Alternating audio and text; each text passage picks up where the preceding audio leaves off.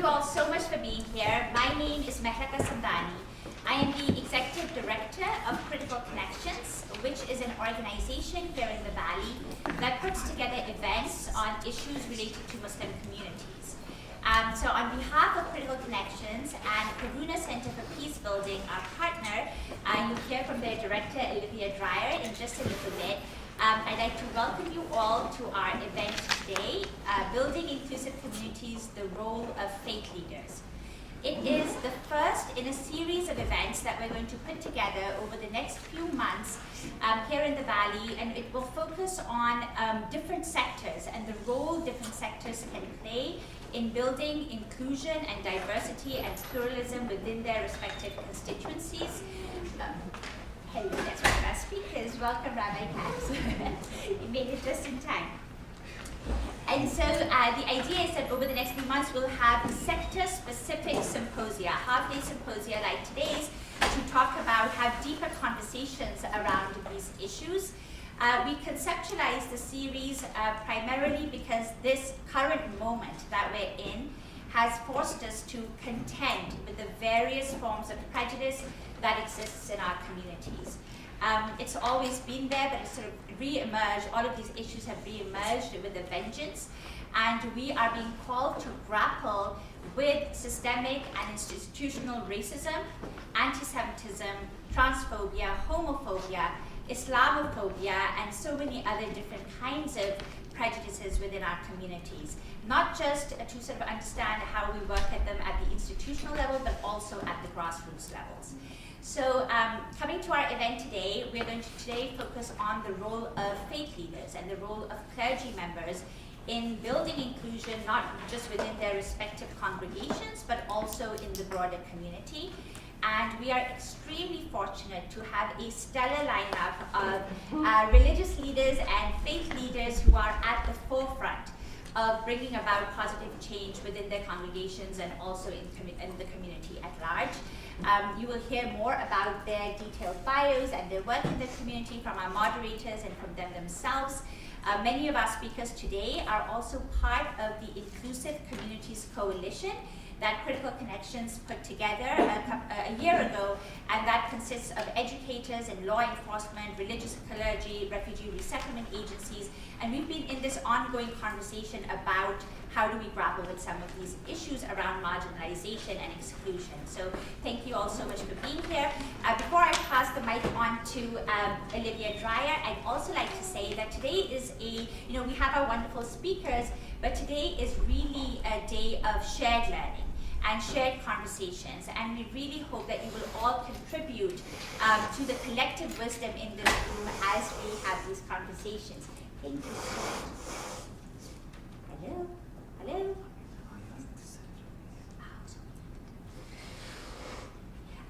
So in the meantime, what I'll do is sort of pass the mic to, or the lack of mic to, the virtual mic to Olivia Dreyer, who is the director of Karuna Center and will sort of take us through the flow of the day. Thank you. It's working. Yes, just in time. How's that? Good. Yeah. Okay. So thank you, and welcome on behalf of Karuna Center for Peace Building as well. For those who don't know us, we've been around since the mid-90s, working on peace and reconciliation in war-torn parts of the world.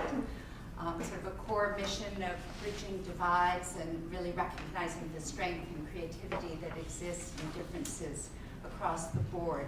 So most of our work is international. We've worked in some 30-plus countries over the years, but increasingly we feel a huge responsibility to do our small bit to work on divides in our own country as well. So we're really delighted to partner with Critical Connections on this series. So you all have the agenda for the day. I don't want to take more time away from the rich discussions that will follow, but just to give you a sense of the flow of the day, we've divided the day sort of in two parts. One focusing on how to build more inclusive faith communities sort of within the congregation or faith community, and the second will be looking more outwardly at the role of faith leaders in building more inclusive society, inclusive communities in the broader community. So first kind of looking in, secondly looking out. And we have a panel of speakers that will break into small group discussions with a series of guided questions. We want to focus the conversation since we have little time and it's such a broad topic. Then we'll have time for a plenary conversation in which we'll have just very, very brief report backs from the table conversations, and then really continue the conversation in the whole group, hopefully kind of in a layered way, kind of building our collective insights on this topic. And by the end of the day, we'll also think about what sort of follow-through would make sense. Since the theme is building inclusive communities, obviously we want as inclusive a process in the morning as possible, so I'm sure you're all facilitators in your own right and have a good sense of the kinds of guidelines or ground rules that really support that. But we just ask everybody to be mindful of the small groups or the large discussion of sharing airtime and really making sure we hear from the full range of voices in the room or at your tables. I want to just express my deep joy at being here with all of you. I think it is an honor and a privilege whenever we gather together in greater community to model not only being kind and civil with each other, but more than that, going into deep conversation, maybe beginning to speak about harder topics like the ways in which our communities, both inside and out, contribute, sustain, enable the divisiveness that's so rampant in our culture at this time, and how we are grappling as people of faith to change that. And the places in which we are still struggling and maybe not doing a great job. So the more we can have honest conversation with each other, that really feels like the road and path to peace to me. The one that is real and has integrity and also dignity for each of our faiths. So I'm thrilled to welcome this morning 3 wonderful speakers. I'm going to introduce them as they speak so that it's one at a time. But I want to just let you know they each have only 10 to 12 minutes to speak, which is really not a lot of time to speak about a difficult or complex topic. They're shooting to really talk about how we strive to make our places of worship places of welcome and how difficult that is. So I'm going to invite them to speak about the risks and the strategies, the things that have worked, the things that are not yet working, however that is taking place in their own community. And so for the first person, I'd like to invite Imam Rasul Sifala to be our first panel speaker. Mr. Rasul Fahim Sifala was born and raised in Harlem, New York, educated in the Catholic school system, graduated from the Pratt Institute with a bachelor's in chemical engineering, and has worked for Exxon Chemical, Monsanto, and Mass Mutual Insurance Company. He is also a retired U.S. Army officer with 23 years of service. He currently serves as the resident imam of the Al-Baqi Institute, Islamic Center for Human Excellence, and I have known Imam Sifala to work together as part of the Interfaith Council of Western Massachusetts. I'm grateful to work beside him wherever our paths cross, and I'm so glad to welcome you today. Please come speak. Russell.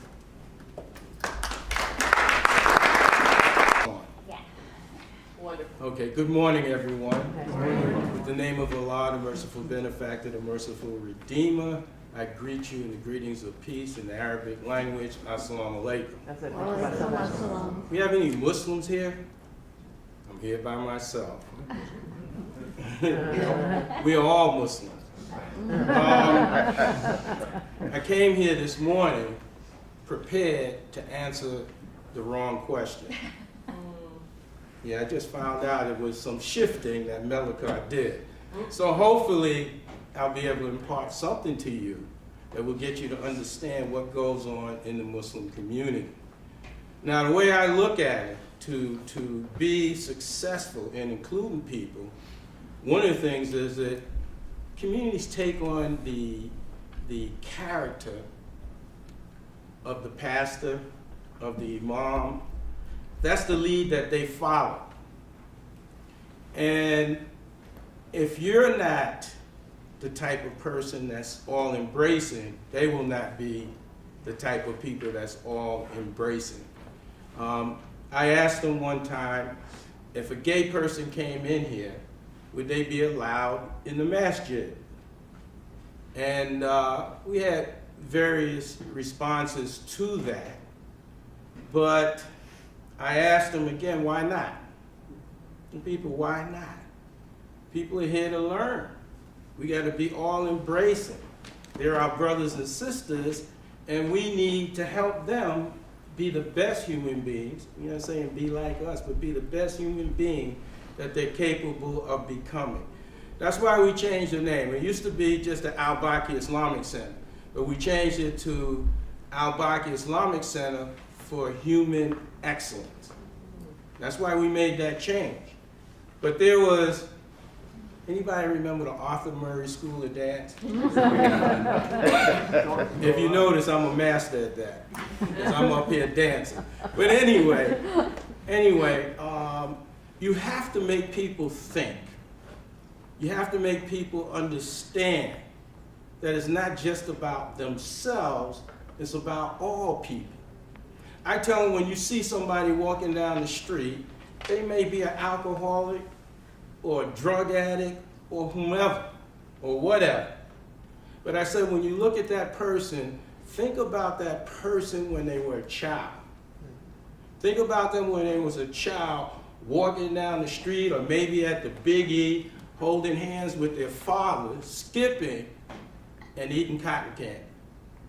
Happy, innocent, wonderful children. Look at them that way. And then look at them today and say, what happened to that beautiful little girl and that beautiful little boy that got them from this point to that point? That's how we need to look at people. You know, not in disgust.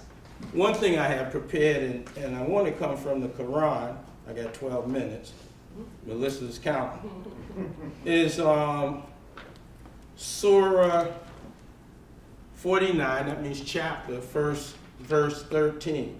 In it says, O mankind, we created you from a single pair of a male and a female, and made you into nations and tribes, that ye may know each other, not that ye may despise each other. Verily, the most honored of you in the sight of Allah is he who is the most righteous. And Allah has full knowledge and is well acquainted with all things. These are basic things that people need to understand within a community. So when you look at it, Allah created, he says, I made you into nations and tribes. So the diversity that we see in the world was created by God. And what I would tell them, get over it and accept it. We weren't meant to be the same. I looked in the dictionary, not the dictionary, on the computer, and I found out that we, according to DNA, we are 99 to 99.9% the same. But what I find in people, they relish that 0.1 to 1%, the difference. And we're taught that in school. We focus on the difference, but not the 99 to 99.9% that we are the same. And I think if we move to that point, a lot of the problems that we see in society today, we wouldn't be facing, because we know that we're so much alike. And I'm reading through my notes. I'm trying to get everything that's relative. You know, so that we may know one another. It means that we learn from one another. Everybody has something of value to give to the benefit of humanity. I have to make sure they understand that everybody has something of value to give to the benefit of humanity. This is conditioning a community. I got to get them out of that inside these walls. People think that's it. We do this inside the wall, we leave here, we leave that spirit behind the wall. You know, they got to take it out to the community. You got to be involved in the community. You got to be there when they need you. Now, as a black person, an experience I had recently, when the nation went into an uproar because President Trump said that he was not going to allow people from these 7 Muslim nations to come to America. And there were thousands and thousands and thousands of people out there protesting. But I say, we're talking about an inclusive society. We're talking about being active from the church and bringing people in. My question was, where were you all when black men and black women and black teenagers were being killed by policemen? Did you strike up a conversation within your communities? Did you bring anybody out to any of those rallies? But what I got from that, and I brought it back to my communities, we are in that fight by ourselves. Don't rely on anybody else. We have to do that by ourselves. Here's people that have never been to America, never fought in any wars, never made any contributions to the nation, but we got this outpouring of concern for those people. How much time I got? Got time. You're good. He's counting. He said I got 2 minutes. This is my boss. You have more than 2. So it says, I want you to know people because we can learn from people. Here in America, you know, my wife can cook Chinese food, she can cook Italian food, she can cook all of that, but how did she learn it? She learned it because we have all those different people here in America. So again, I go back to, I have to teach my people to be ready to accept other people as brothers and sisters and human beings, and that we're all the same. You know, we speak about homosexuality, etc. I have to get them to understand that Allah, God, gave every one of us free will. And with that free will, we have the opportunity to choose what we will and what we won't do. The other part of that is I'm not to judge anybody. You know, a person told me this one time, and it came out of some book he was reading. And someone said, he or she's going to hell. And God's response was, do you know something I don't know? Because I haven't judged them yet. So don't judge people. Now, the reason that anybody know anything about the Nation of Islam? That's how I came to Islam, through the Nation of Islam. And it was a very insular community. We didn't allow just everybody to walk in there. So a lot of these people came from that experience. I got 2 minutes. A lot of people came from that experience, so they were very suspicious of anybody that was not a part of that community. So I had to go through this whole process. When people come in, smile.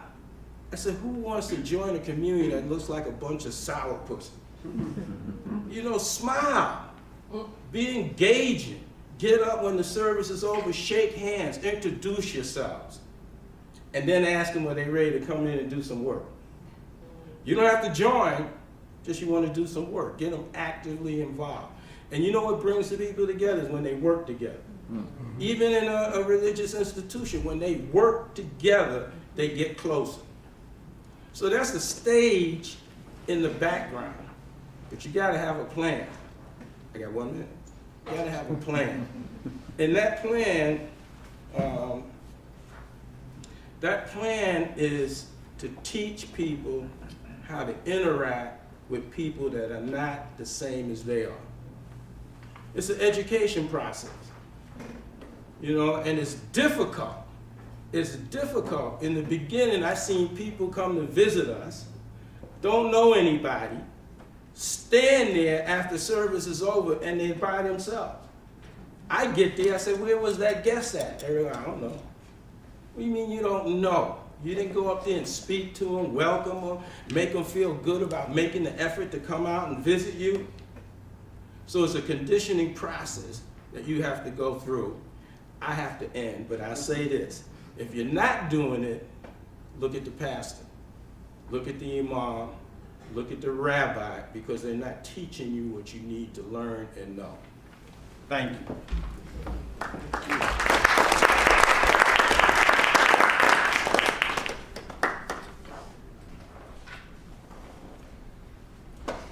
So I want to ask Father Savage to be our next speaker. Father Warren Savage is a priest of the Diocese of Springfield. He is the Catholic chaplain and director of the Albert and Amelia First Interfaith Center at Westfield State University, lecturer, Religious Studies Department at Our Lady of the Elms College in Chicopee, instructor of the Diocesan Permanent Diaconate Formation Program, chairperson of the Diocesan Committee for Continuing Ed and Formation of Clergy. Father Savage, I have not had the pleasure of working directly with you, but many of my interfaith friends have and speak very highly of your inclusivity and your open heart. And so I'm delighted and glad to hear you speak today, as I know many of us are. Please, if you will begin. Thank you. So I was sent a list of questions, so I thought the best thing that I would do is work with the questions that were sent to me. Isn't that probably the wise thing to do? Absolutely. Absolutely. So you send me these questions to make me work. I'm happy. I'm delighted. I'm happy.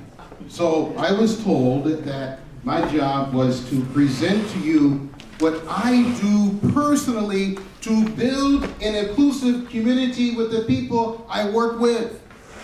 I have the fortunate privilege to work with multiple communities. Mount Holyoke College, Amherst College, Elms College, Westfield State University, besides saying Mass, and many parishes throughout Western Massachusetts. So my job is by its nature inclusive. And then I get invited to things like this, which means I'm inclusive. And I say, yes, I will come. So most invitations that I receive as a Catholic priest, regardless of who they are, I usually try to show up. That's inclusive. Coming from that parking lot to this place was a chance for me to measure the extent of the human being's capacity to welcome and be inclusive, which means I said good morning to every single person that I met along the way. And I can only count 2 people who said good morning back. I walked by minimally 125 people.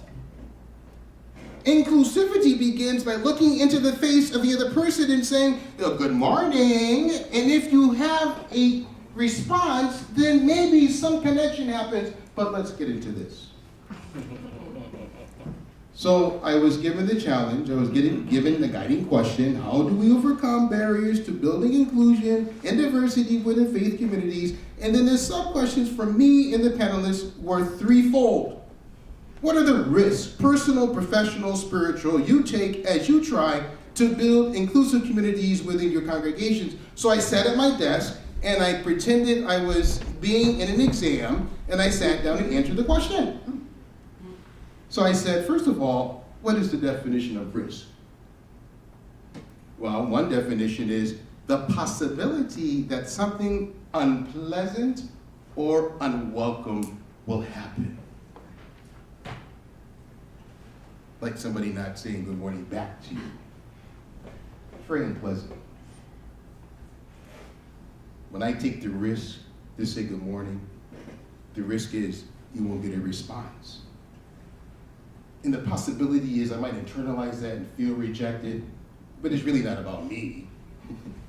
It's about that other person who is afraid to look at a guy with a collar on. African American, and my God, their heads went down.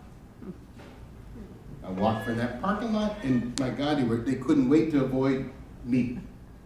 I could take it personally, but I do this as a test of humanity.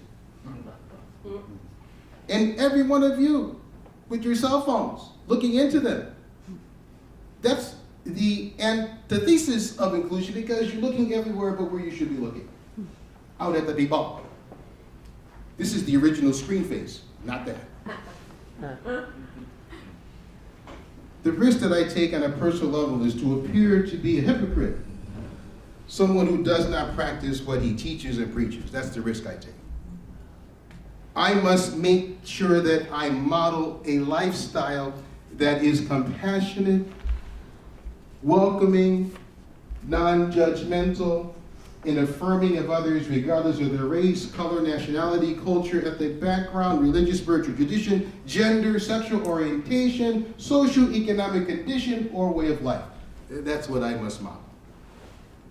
To build an inclusive community requires of me an unflinching trust in and reliance upon the power of God's word, because I am one of those beautiful souls connected to a sacred text.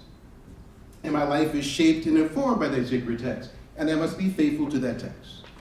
So I must become the text in my real life.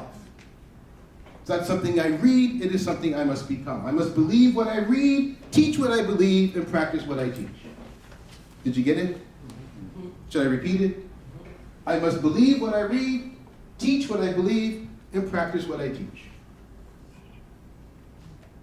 So to build an inclusive community requires of me this trust and reliance upon the power of God's word to transform the lives of people from diverse backgrounds, enabling them to build inclusive communities of love, goodness, and compassion.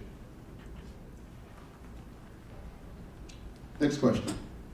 How do you reconcile theological beliefs with secular laws and values? Well, this was a tough one, but I said, well, I'll be as succinct as I can because this is a whole dissertation. Right. So whoever made these questions up, I want to talk to those people. Because this is not the kind of question you ask in a 12-minute framework. But I'll do the best I can to answer it. I reconcile theological beliefs, secular laws, and values with the foundational principle in understanding that every person is created with an intrinsic dignity and is deserving of respect and reverence. That's fundamental to me. I must firmly believe in my heart that every human being in this room has an intrinsic dignity, and we must simply respect and love that dignity buried within. I got it. So you just took 2 seconds away from me. The principle of dignity of the human person is the thread that weaves our beliefs, secular laws, and values. That's the thread. From your experience, what struggles have been effective in building an inclusive communities? Well, I list from my experience the strategies that I have used in various places, and anybody who knows me knows that I have a whole portfolio of these programs, drawers of them. So anything that I've done, it can be pulled out and given to you as examples. But here are some of the ones that I listed. Ecumenical and interfaith scripture study, which I have done. I put ecumenical in because we have to work across the boundaries of Christians and Christians. There's a big fight just within Christians to be inclusive, and then beyond that, interfaith relations. Ecumenical interfaith dialogues and conversations. We had several of these at Westfield State University. True, Imam? Just say yes. Yes. Ecumenical interfaith prayer experiences, ecumenical interfaith community service projects, which we recently did at Westfield State to create a common goods food pantry to address the food insecurity issues at Westfield State University among the students. So with our Jewish, Muslim, and Christian students, we created this food pantry. Ecumenical interfaith dinner gatherings, picnics, and that nature. These are beautiful ways to build inclusive communities. I am finished. All right. Thank you for listening. So I want to introduce Rabbi Amy Walk-Katz, who is shares ministry very close with me on the boundary of Springfield and Longmeadow. She is the rabbi of Temple Bethel since 2008. She has a column in Moment magazine, teaches classes at the Jewish Theological Seminary at the Davidson School of Education, and has served on the editorial committee for Seder Lev Shalem, the new prayer book for the conservative movement. She is serving the Longmeadow and Springfield community in a way with me where we overlap a lot and increasingly have grown in friendship. And I'm so delighted to welcome you, Rabbi Katz, as a colleague and a neighbor.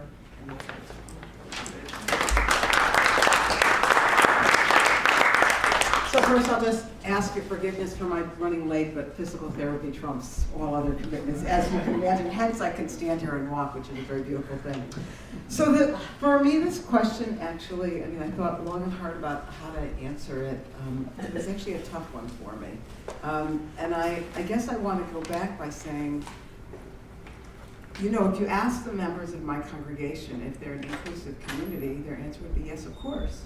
And if you ask them how, you know, would they want an African American, a transgender person, someone who looks a little bit different, somebody who isn't of the same financial status to feel comfortable when they come in the congregation, somebody who is mentally ill to come, the answer would be yes, of course we want that person, those people to feel comfortable and welcome. And so the trick for me is there's this distinction between what I'm going to call the theoretical conversation and the practical one. Right? In theory, my congregants will all say, yes, that's what we're about. The challenge is how to translate that, and I want to just share some stories from my rabbinate and say, I don't actually know how this played out, I just know what people experienced. So 6-7 years ago, I taught an adult education class. It was a class that met from 9 to 11 on Tuesday mornings.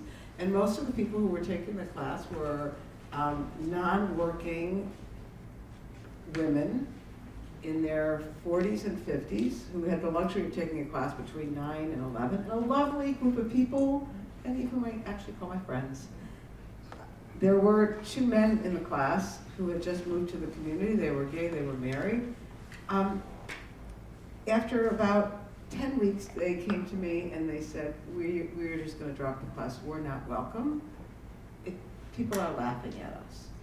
So I like looked around the room and I thought, I know these people. I don't actually think they're laughing. I really don't think they were laughing at these men. But that's how the men experienced it. Were the women totally open and did they run over and say, so glad you're here, welcome, let me buy you a cup of coffee during the break? Not so much. Were people friendly-ish and saying good morning? Yeah, they were, and when one of the men missed the class, the next week did someone say, hey, I missed you, I wondered where you were? I think so, but I want to be really honest with you, I wasn't noting that. What I know is that if you said to the women, well, actually, what I know is that when the men stopped coming, I decided I had to have a straight conversation with, that was the wrong word to use. I decided I had to have a direct conversation with the class, and I had to say, you know, I just want you to know these guys dropped out, and here's why. And I debated that. I thought, like, should I just let them drop out and become defensive and say, that's not what we're about, or should I share this? And I decided that it was a teaching opportunity for the class to say, I know that none of us did this on purpose, and I throw myself in there as well, right? I know that none of us would intentionally want 2 gay men in a class of, let's say, 14 or 15 other women, working women, not working women, to feel like they're not welcome, but that's how they felt when they dropped the course. And we just talked about what it must have been like for the men to be in the class, and we talked about, were we all going out of our way to make these men feel comfortable? I couldn't really point a finger at the participants because it's not like, it wasn't like they saw someone, oh my God, as soon as he sat down, she moved to the other. It was nothing like that, but there was something there. And so for me, when you talk about creating an inclusive community, for me, I felt like there was a teaching moment that needed to be seized. And so that's an example. There's a man who comes to my synagogue every Shabbat morning. His name is Steve. Steve is mentally ill. Another congregant picks him up and brings him to services all the time. If you've been to my synagogue, you know exactly what I'm talking about. When his meds are right, he's okay. When his meds are off, he can ask me 20, 30, 40 questions like in a row, like right in a row. And I have to say to you, for me, it's actually quite difficult. It's a challenge to have Steve because he could take 20 minutes of my time, and there's a whole congregation that if I don't say hello to, I'm going to hear about it in the supermarket the next day. So there's this balancing act. And you kind of know that whatever table Steve sits down at, it's a tough table to sit at. Steve's been coming to my synagogue for as long as I can remember. And the fact of the matter is that it's this balancing act that we have, because you want Steve to feel welcome, you want him to feel comfortable, but he doesn't know from boundaries. And so people have to figure out, and we've talked about it, how do we establish boundaries where Steve is welcome, he comes, we bring him. I mean, somebody goes out of their way and brings him. By the way, I don't want my female congregants to be the ones to bring him, because he can sometimes say a few inappropriate things. Like when I got divorced, she said, Rabbi, I would love to take you for a cup of coffee. I think we would be a good-looking couple. Right, so I just don't want other, but he doesn't know. I mean, I really want to say he's been told he doesn't do that anymore, but it just, so we bring him. But I'm very mindful, and I don't blame people when they sometimes, Steve is sitting there saying, I want to acknowledge. But it's a challenge, and we talk about how do we help Steve feel comfortable, but how do we establish boundaries? And very honestly, when we have certain events at the temple, usually when there's alcohol that's being served or there are evening things, I don't really want Steve to come unless I know there's somebody who's going to keep an eye on him. Because as much as I want Steve to feel welcome in the community, I want to acknowledge that there's a community of people that need to feel comfortable. And so I want him to come, and I'll always pay for his ticket, but I need to identify somebody, I don't want to say babysit, to escort him. That's the nicer, more appropriate word. So that's another example of a piece where we're struggling with it. I was particularly proud this year on the high holidays because I thought I really did want to talk about the issues in this country. But, you know, if I talked about the ban on Muslims, it would have been like motherhood and apple pie, and everyone would have said, yeah, you're right. And if I talked, so I kind of came in through the back door, and I felt really good about it. Particularly what was nice is my oldest daughter really helped me in writing the sermon, which was like such a good feeling. But what I actually did was I came in the back door by talking about what the election had meant to us, and I actually talked about Vice President Pence, who politically he and I do not see eye to eye. I'll just say that to you. But I was really appalled at the country's reaction when he said, and by the way, now I'm feeling even more right than I did then, just from listening to the news this morning as I was doing my physical therapy, when he said that he doesn't go to lunch with women and that he doesn't like to go to a place where there's alcohol that's served. And most of my congregation used that as an opportunity to smack the evangelical community because they're terrible people. They are actually terrible people. Just ask most of my congregants. And I, first of all, the hair on my back goes up because some of my best friends are evangelical Baptists and Methodists. The other reason the hair on my back goes up is because how can we talk about millions of people in quite that way? Even if I disagree with them on particular issues, they're people. So I raised the issue with my congregation by first talking about what I'm going to call evangelical Jews, which is the Chabad community, which are people in my many people in my congregation have very warm and loving relationships with the Chabad world.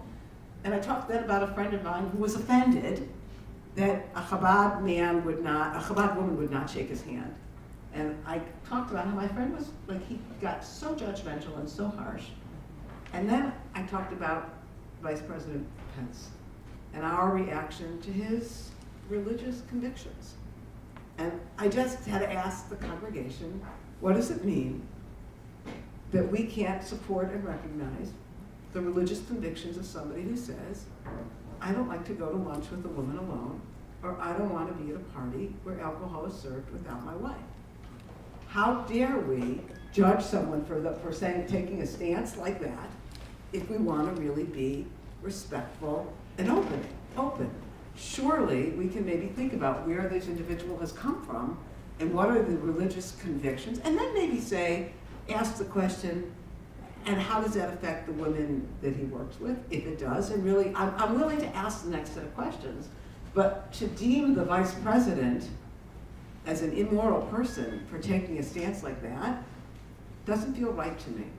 And I wanted to challenge my congregation because that actually is something that many people in the pews of my congregation would be very quick to critique and to distance himself and to belittle the vice president for his religious convictions and at the same time think of themselves as liberal and open-minded. And I wanted to push.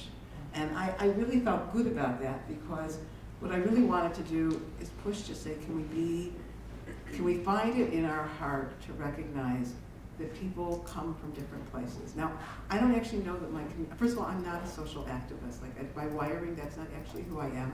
I'm really an educator. And so I carry with me this guilt of maybe I'm really not creating an inclusive community because I'm not on the streets in the way that others are, and I wish it's just not who I am. But I want my community to be this place that is open, and I struggle with how I convey that message, given who I am and my limitations as a leader or my inclinations as a leader. And so those are some of the things that we talk about.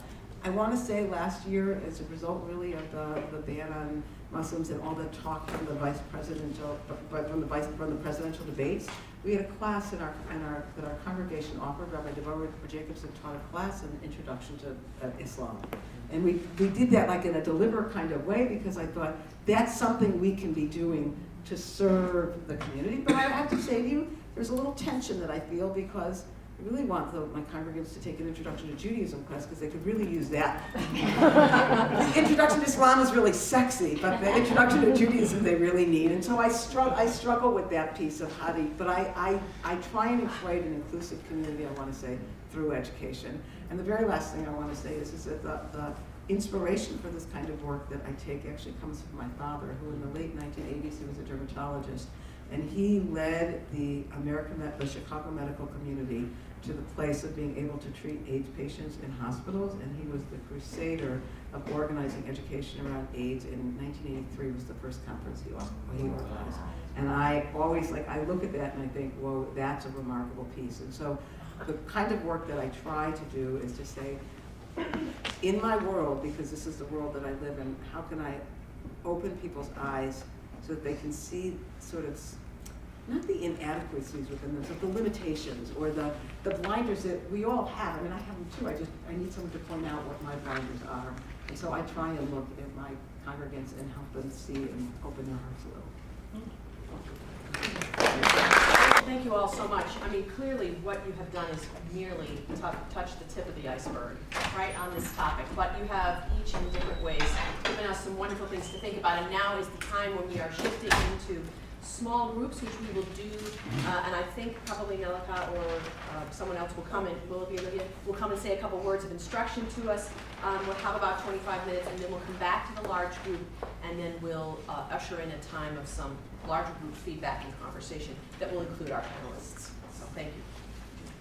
Conversation, I want to invite someone from each table to say touch points that they heard at their table, but then also to permit the ability to interact with Q&A with our panelists would be a powerful thing for us to do. And I just want to say a word about ways in which to do it, because I know at our table, the more we started speaking, the more our own passions and emotions got raised. And so I just want to ask us to remember that, again, if we ask questions or summarize others' views, we want to be doing it with the dignity and respect to those views, which may be different from our own, asking questions to learn and understand, not to trip up or provoke, respectfully disagreeing, accepting that others' views are valid for them, which is something we don't model well in our country, frankly. And also to hold each faith here in high esteem and positive regard as we speak. So would one of the people from each table be willing? Is there a table who would be willing to start? Would you start with just a brief, what you heard at your table? Could you also cut me off if I'm going too long?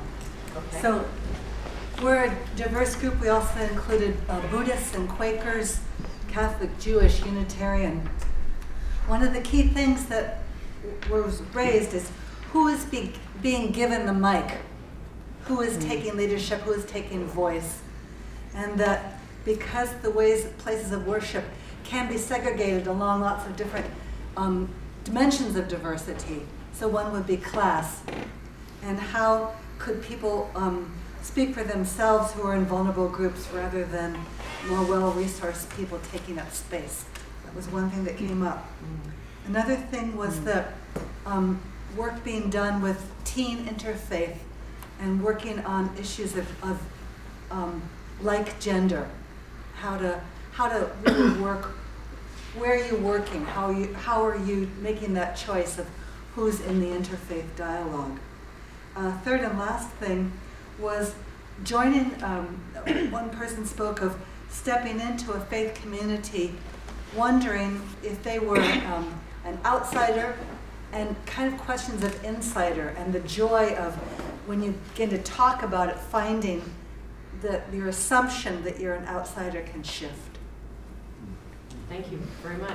Got to the second question and then only very briefly touched on that. So basically, I'm going to say that most of us live, work, or have experienced being in higher socioeconomic communities, but even within those communities have witnessed a lot of both self-segregation among economic, cultural, and faith communities, and have, whether that's either self-segregation or just societally, poor people will live in the swamplands, so to speak, in many communities. So recognizing that there's a real problem in breaking down walls when we are so marginalized from each other in so many ways, geographically, culturally, religiously. Also that people will follow the leaders, very much as Rasul had said earlier, that leadership is really key in helping break down these walls. And I think the biggest thing that I got out of this, and you all jump in if I got it wrong, but when we think that we have the answers, we don't actually have the answers. We've got like this much of the answer. So if you think that you have the answer, that's when it's time for you to go deeper. Did I do that? Thank you very much. So what I heard was first some ideas of what is the resistance, where there's a situation of resistance of a community to be fully inclusive. And sometimes there are not only breaking the ice, but breaking the idols within a community before you can even begin the work. Sometimes there's not really a lot of control, for example, potentially in a mosque situation, in terms of dealing with issues of gender or homosexuality.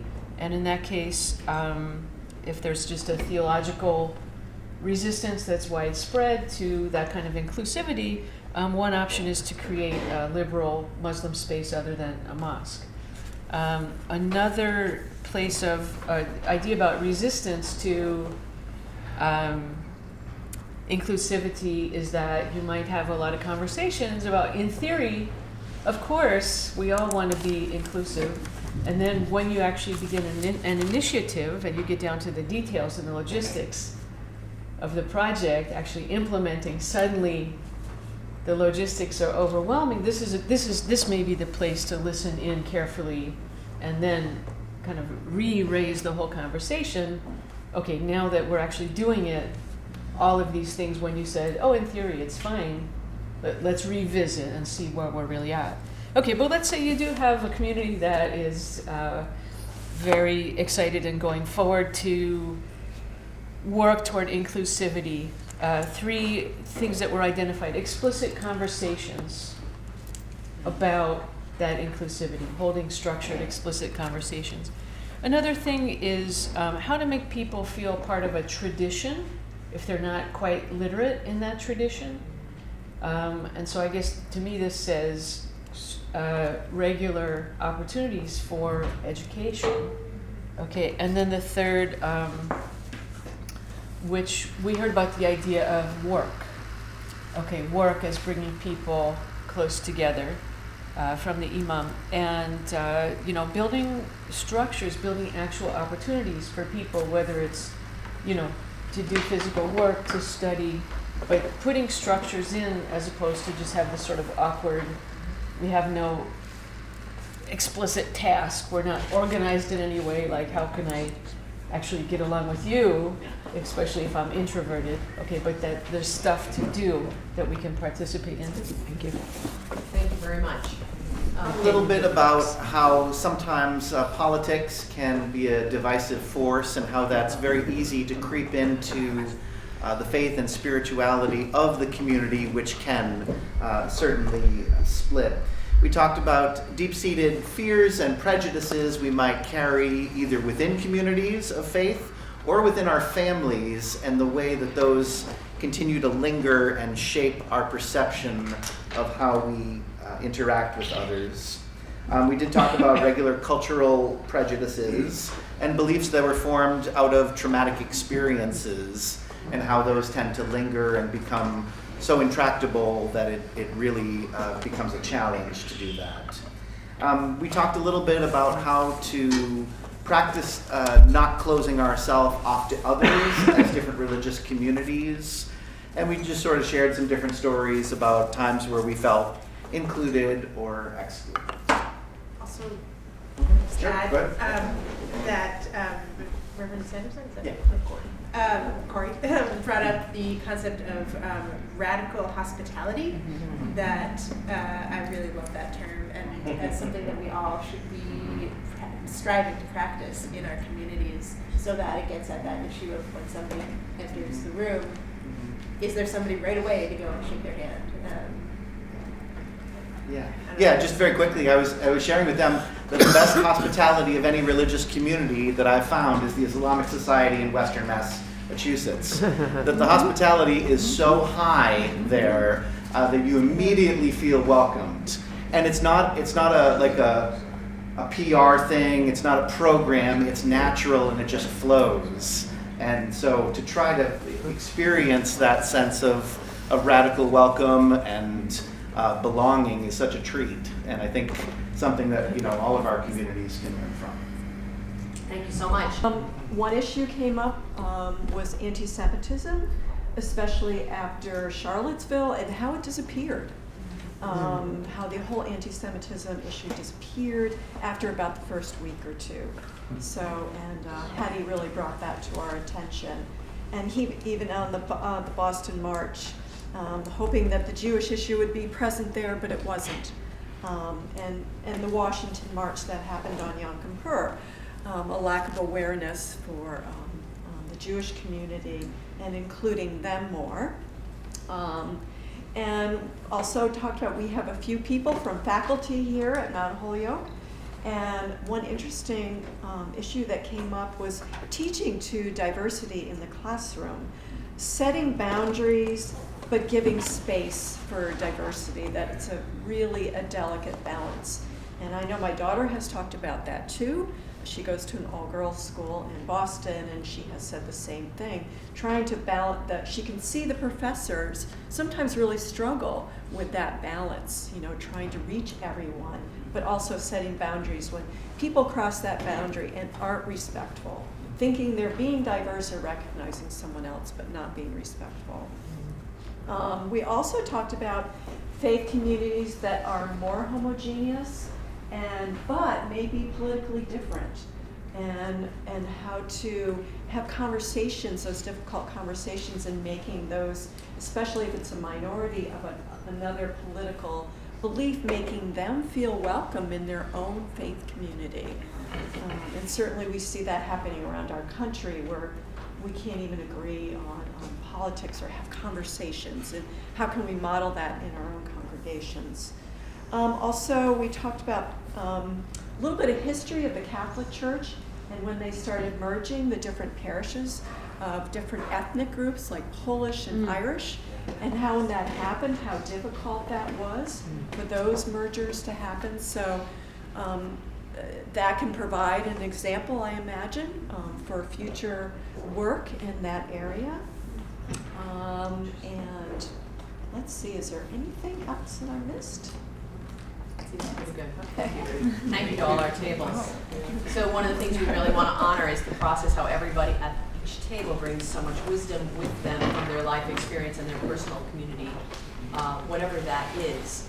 And what a deep honor it is to sit with each other in this room. And so we just want to take a moment to honor that, even though we won't get to have heard everyone's voices individually. So I want to open now to Q&A, if that's all right, which gives you an opportunity to have an interaction more with our panelists about something they said or a question you have. And again, please remember, we're asking questions to learn and understand. So I invite you to do that. Please. We've been talking a lot about racial diversity and economic diversity in our communities, and Amy brought up you brought up the issue of welcoming people with mental illness, which brings up a whole other issue of neurodiversity in our communities, people on the spectrum and where they may fit. And I distinguish that significantly from mental illness. They are not the same thing at all. But I'm wondering, to what extent are all of these ways in which we try to broaden our communities share things in common, and to what extent are these all separate issues? So perhaps any one of you could answer that. Rabbi at Westfield State University, when I have liturgy, I do my liturgy in conversation with students. So I don't preach alone, they actually have a conversation. And one of my students, 4 of my students are on the spectrum. So they become my conversation partner.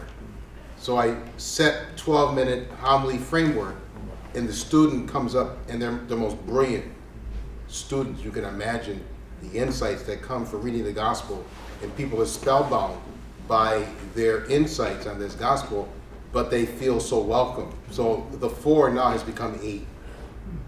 So they go get their friends. They say, Father Savage, he lets us preach with him. So I see them all throughout the day. So it's really not about the mass, it's just about welcoming them. It's really just letting them know that you have a voice, and you have wisdom, and this is the place you can do it and share it. So again, it's really not about the spectrum. It's about recognizing this beautiful soul has a beautiful, valuable heart, and I want people to see it. Yeah. That's all it is. Now we also had, I think it was last semester, we had at my Mass Jewish students, Muslim students, and Christian students. They were invited to Mass. So I had the Jewish student get the Torah, and I had the Muslim bring the Quran, and we had an interfaith homily right at the Mass. That's inclusive, but it's truly Catholic. So I just think there's an interesting distinction, because when people are on the spectrum, or Steve, or people with mental illness, part of what we have to do is figure out how we make room to respond to these individuals who clearly may not have the skills to be appropriate sometimes. At least that happens, and for different reasons, and I'm totally with you, they're not the same thing. But how do we respond and make room for these individuals in the community?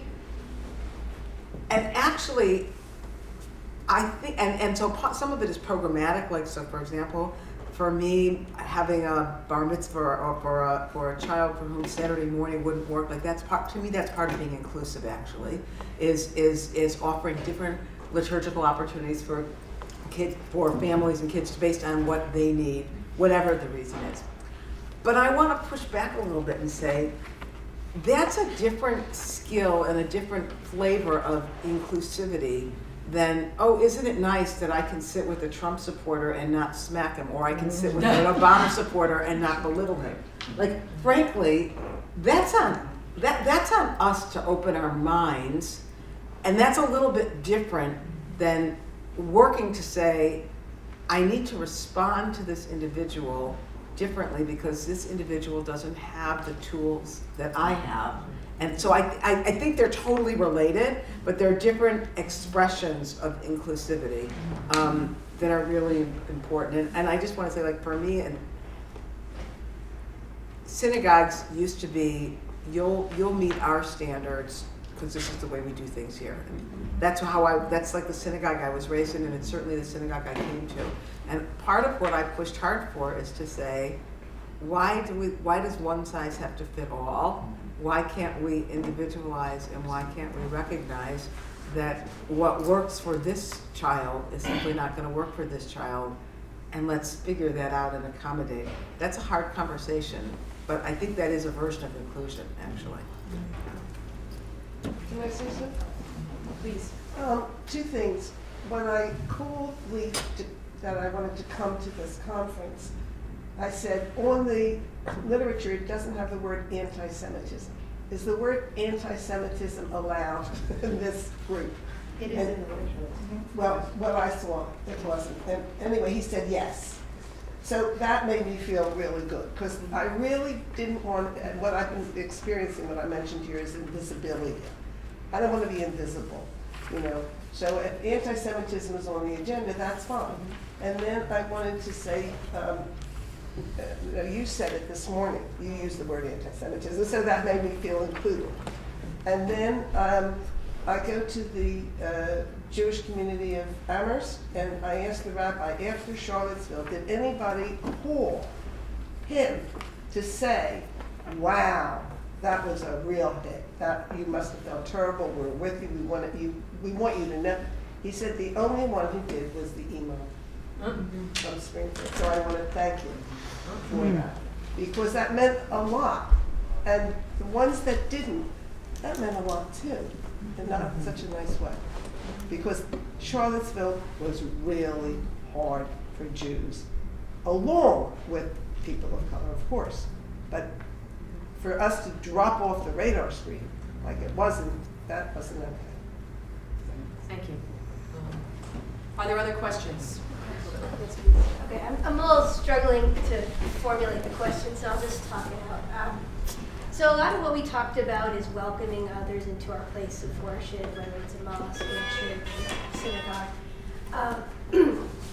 So I have to say, as a person of a religion that is very much the minority in this country, my first thought, because of my experiences and people, mostly of Christian faiths, trying to convert me, that if I'm invited to a church, sort of a flag goes up, like, wait a second, what are you trying to do here? Mm-hmm. I have been in churches before and I enjoy it, but how do I get over that? How do people who are doing the inviting make it clear that that's not the purpose?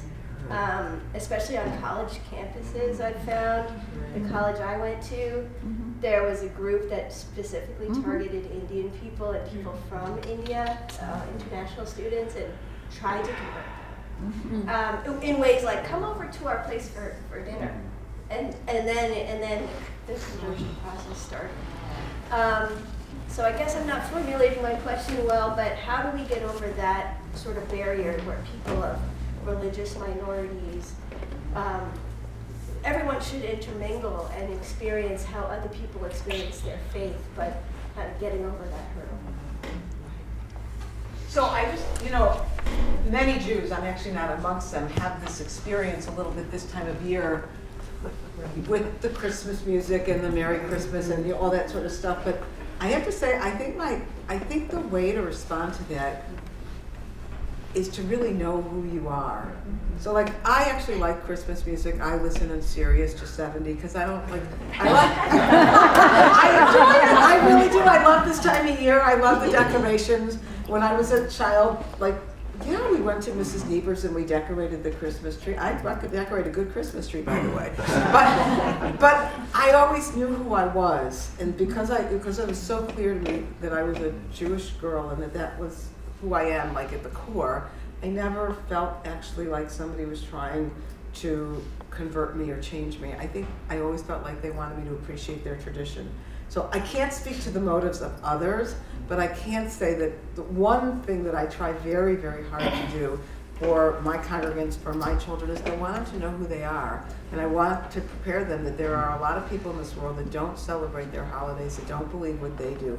But if you're really competent and you really know who you are and what you believe and why you believe, you can hear others and you can take a deep breath and you can agree or disagree and you can celebrate the beauty of their tradition in a way that is not as intimidating. And I say that being very mindful that it's hard to know who you are, and it's a lot of work to be a minority in this country. And I really do recognize that because I feel so minuscule so often in this country of ours because everything isn't Jewish and it's not all about the Jews.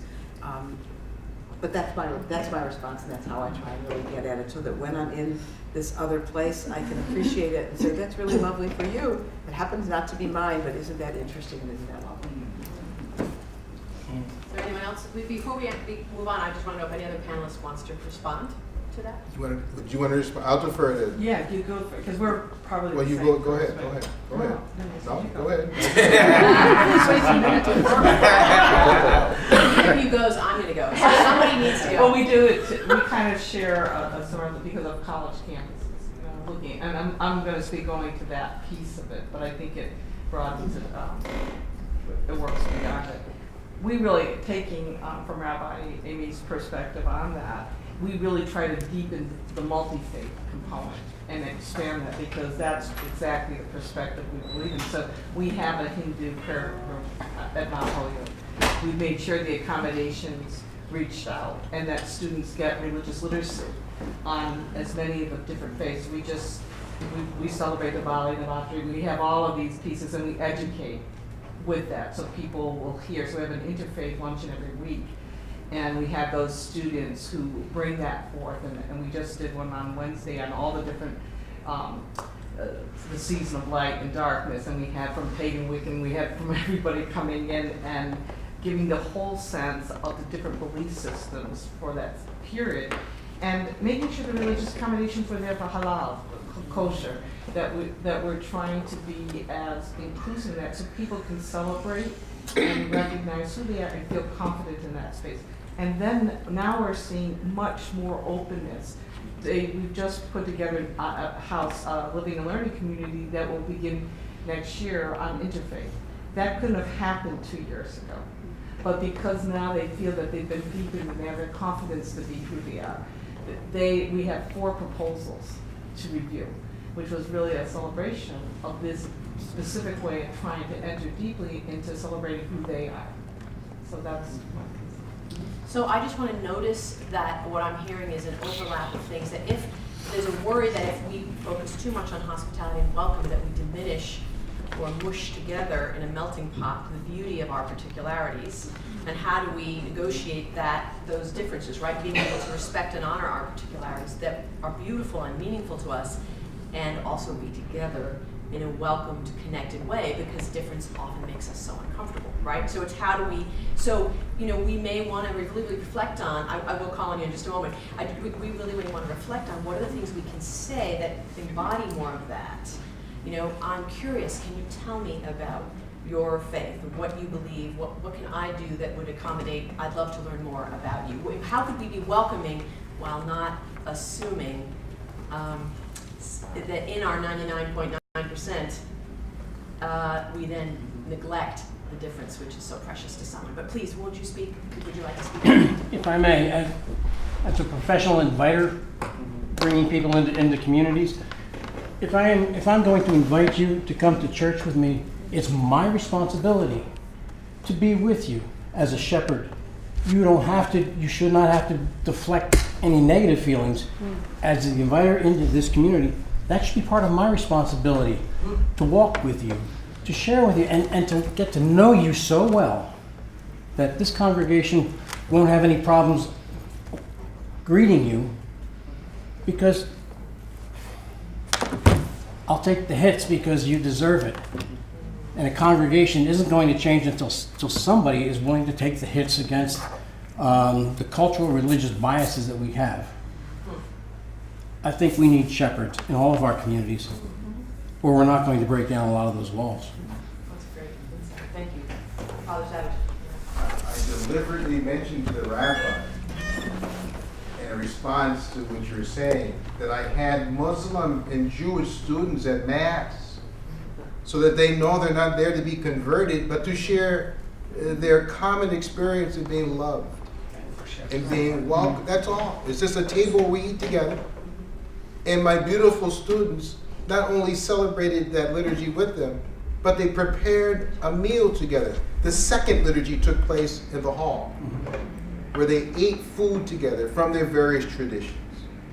All I'm saying to you is that we got to get out of our icebox.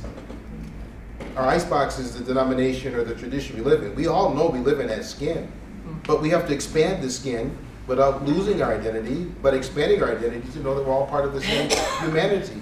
That we can eat each other's food without worrying about being converted. Because no matter what I do, I'm only supposed to tell you one message, and that you're loved and accepted. That's it. That's it. Anything else waters it down or creates a barrier. So the students who came, the Muslim students and their families and the Jewish students came, not because they're going to be converted, but they knew that they're going to be welcomed and accepted and loved without a problem. So anybody can come. We can go, we have Muslim students show up at Abbey Chapel. They'll be there Sunday. They'll be there Sunday. So I'm so sorry, but we have to bring this part to an end so that we can have respect and space for the second panel, which is also very important. So I just want to say a one word of thought. As we break from this section of our day, I invite us to breathe them in, all the things we have heard, and to let them settle as seeds that are planted in us, seeds that in our hearts will grow with time. May their fruit be plentiful and shared throughout our communities. What did we hear? What ideas came up for us that maybe now we can take out and further grow? And may we all have a moment to just reflect for a moment and hold in gratitude the sharing of this hour as a separate piece.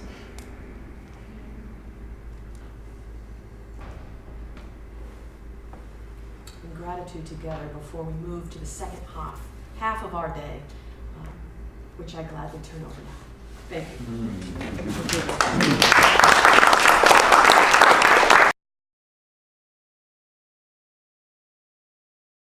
Welcome back together, everybody. My name is Melissa Carville-Ziemer. I am the Acting Executive Director of the Unitarian Universalist Ministers Association, and pleased to be able to moderate our second panel this morning. I hope you had an opportunity to stretch and get some refreshments and meet one another over the break. And I hope that you'll be able to continue connecting in the conversation after our panelists for the second panel speak this morning. The framework for the second panel will be the same as the first. Each panelist will speak, we'll have an opportunity for small group discussion, and then come back together to report out and to ask questions of our panelists. The challenge for our focus in this later half of the morning is to explore the ways in which prejudice due to racism, anti-Semitism, Islamophobia, homophobia, and transphobia is pervasive and exists within faith communities and also in the broader community. So the guiding question, which our panelists have been asked to consider, is this: what is the responsibility of faith leaders in reducing intolerance and bigotry, whether that means addressing hateful views held by members of our own faith communities or responding to bias-related incidents and troubling trends in our broader communities? And there are specific sub-questions which they've been invited to address as well. Each panelist will have 10 minutes to speak. And we are going to begin starting with Reverend Cory Sanderson, who is at the end of the table. You have a full biography of each panelist in the packet which you received today. I'll just tell you a few words. Reverend Sanderson is the minister of the Second Congregational Church, United Church of Christ in Greenfield, Massachusetts, and he's the past president and a member of the Interfaith Council of Franklin County and has worked closely with a host of social service organizations in Franklin County. We're glad you're here today and looking forward to your comments. Yes, great, thank you. Well, thanks so much to Critical Connections and the Karuna Peace Center. It's great to be here. I think this is such a wonderful topic and so important for us to really be wrestling with. A lot of our religious life in our country has changed dramatically in the last 50 years, and we are really still reeling and trying to unpack what has been happening. Since 1965, we've had the Immigration and Naturalization Act, where the United States has been flooded with this influx of diversity of cultures and languages and religions and foods and clothing and music and everything. And part of what we're experiencing now in these present days is the tension of trying to figure out what it means to be we the people. And we used to think that it was Protestant, Catholic, and Jewish back in the 1950s, and everybody was just default white. But we know that diversity is now a reality in our worlds in a way that it never has been before. And so the question is really, how do we take that diversity that we have and put it together in a meaningful way that creates this religiously pluralistic, diverse democracy where we can all coexist and where we can all live and be safe and valued and protected. So I think what is very important about this kind of work is that this is where our values as faithful, spiritual people, regardless of our traditions, are often held. Religion often functions as this repository for our ethics and morality and values. And so in trying to think about how we move through these difficult situations, we really have to step back and be very critical about our own things that we've been taught and ways that we've been led to understand life and people and other traditions. And a couple of things that through the years that have been really important to me that I can briefly share. Interactions with people of different traditions is extremely important. It's probably the single most important path for transformation. And the reason for this is that when we imagine ourselves in one place and someone else as an other, so to speak, there's a gap that is between us. And that gap often gets filled with ignorance or stereotypes or fear. And the media, as you probably have guessed, is happy to fill that gap for us.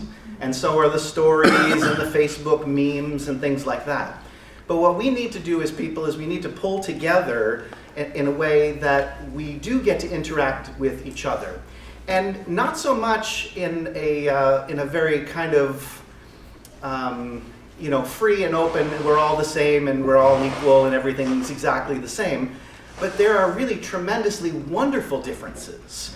We often assume that difference means bad, but difference doesn't have to mean bad.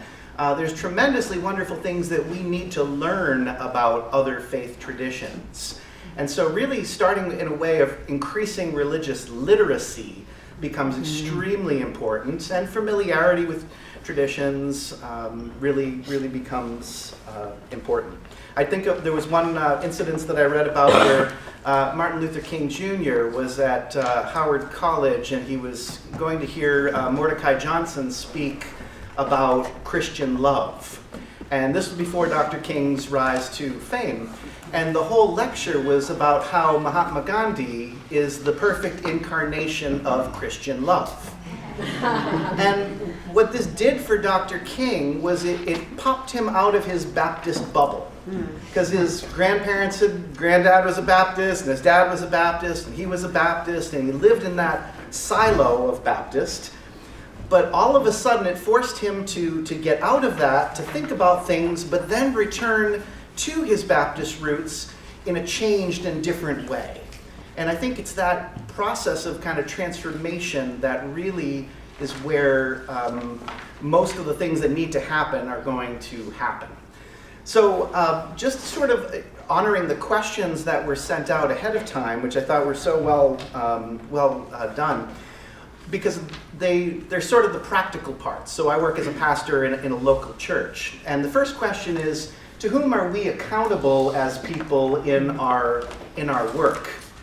And in the liberal Protestant tradition, we have this idea of a covenant between the person, I happen to be the clergy person, the community, and God.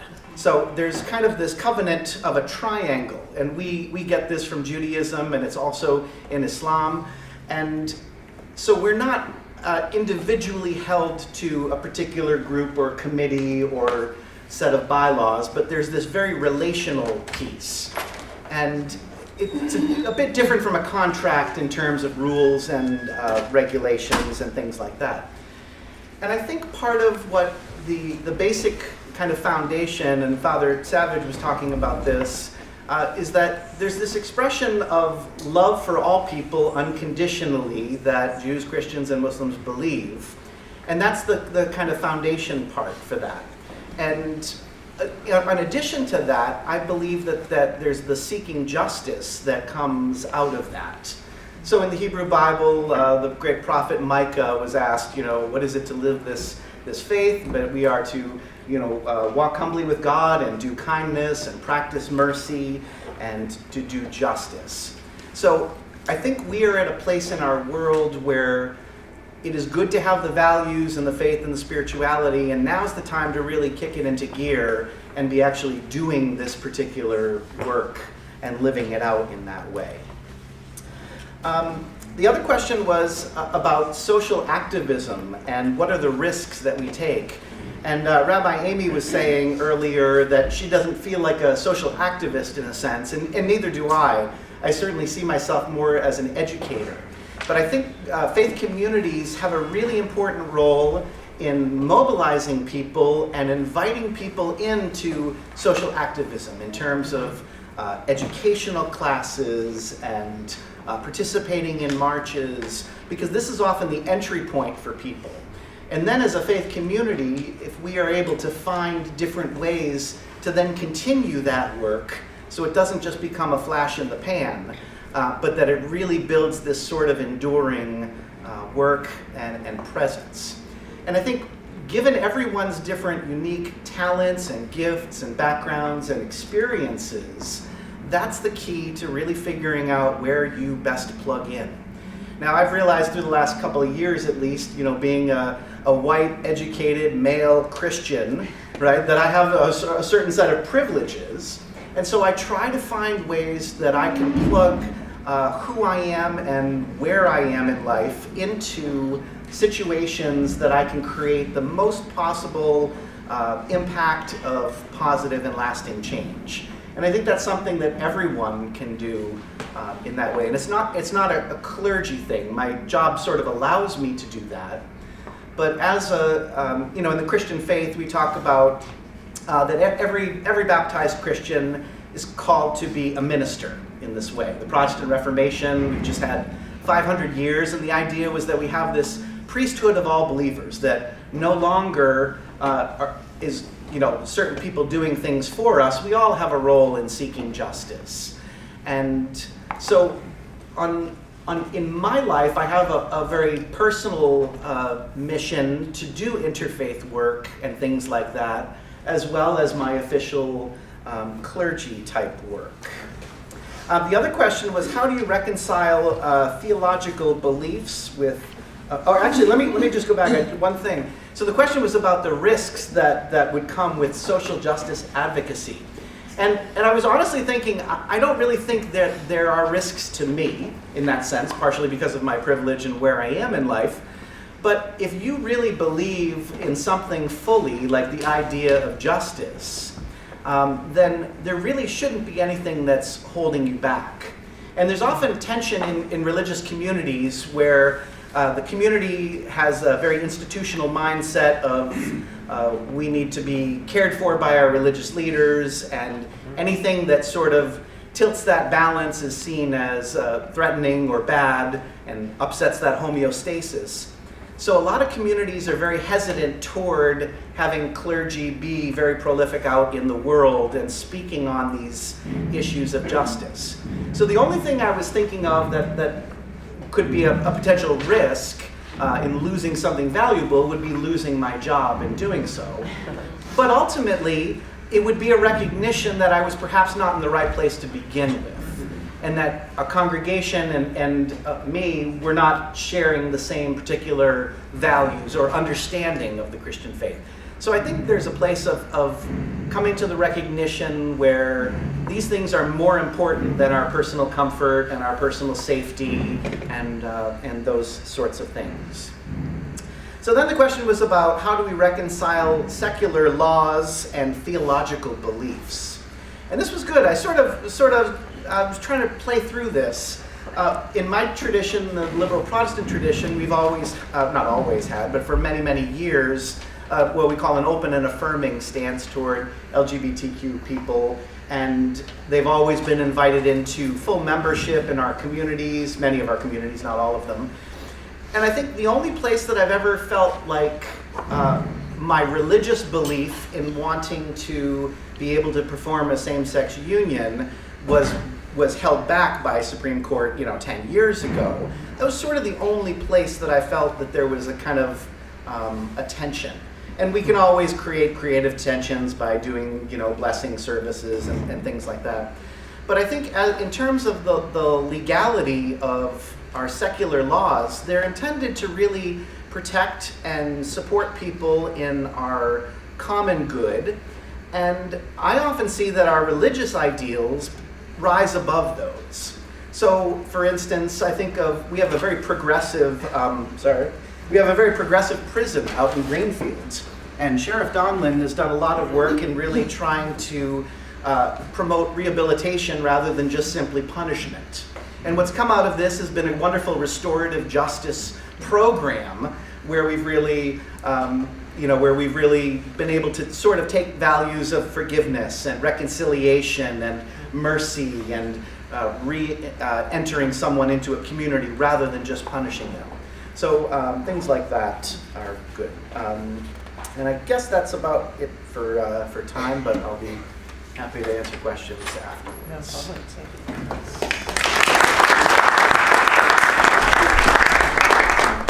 Thank you, Reverend Sanderson. I especially appreciate your comments about the ways in which you can utilize your privilege to work toward dismantling oppression, and the invitation for all of us to consider that as well.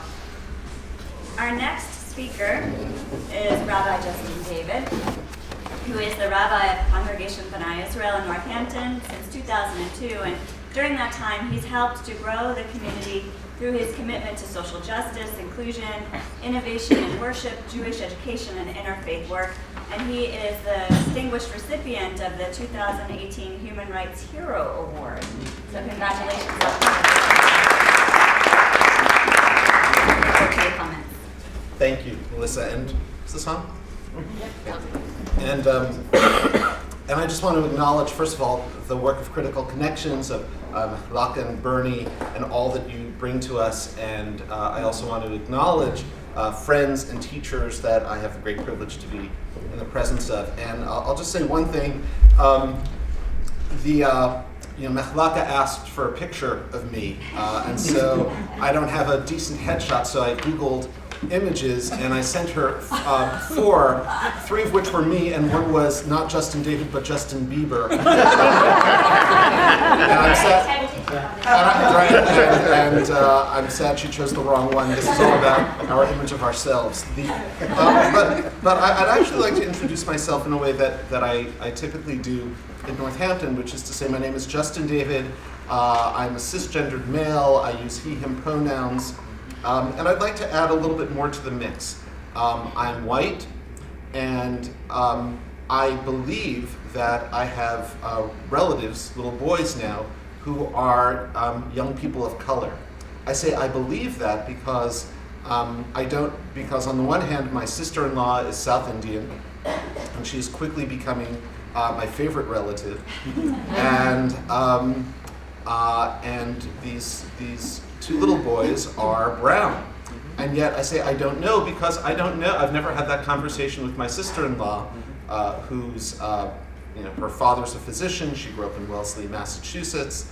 And I have no idea if she sees herself as a person of color or not. And so all of this is really an introduction to thoughts about what it means for me to be a faith leader and to engage with these issues. And what I'd like to do is tell some snippets, some vignettes from my life on the road to becoming a rabbi that I hope will be helpful in shedding light on what it means for us to be in a society that militates against our inclusiveness, even as we individually or in public roles try to be more inclusive. And I'll start with a commercial from when I was a kid. This is going back at least 40 years. And I think it was a commercial that the Anti-Defamation League put on the airwaves. And it's a grandfather and a grandson in a rowboat on a fall day, kind of sepia-covered lights, all very warm. And the little boy asks, "What's prejudice?" And the grandfather says, "Well, tell me about your friends." And he says, "There's my friend Charlie and my friend Robbie, and then there's my friend Stephen, and he's my Jewish friend." And the grandfather says, "Why do you call him your Jewish friend? Why isn't he just your friend?"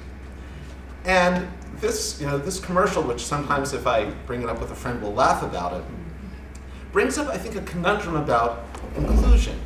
On the one hand, there's this impulse for all of us to be seen as the same.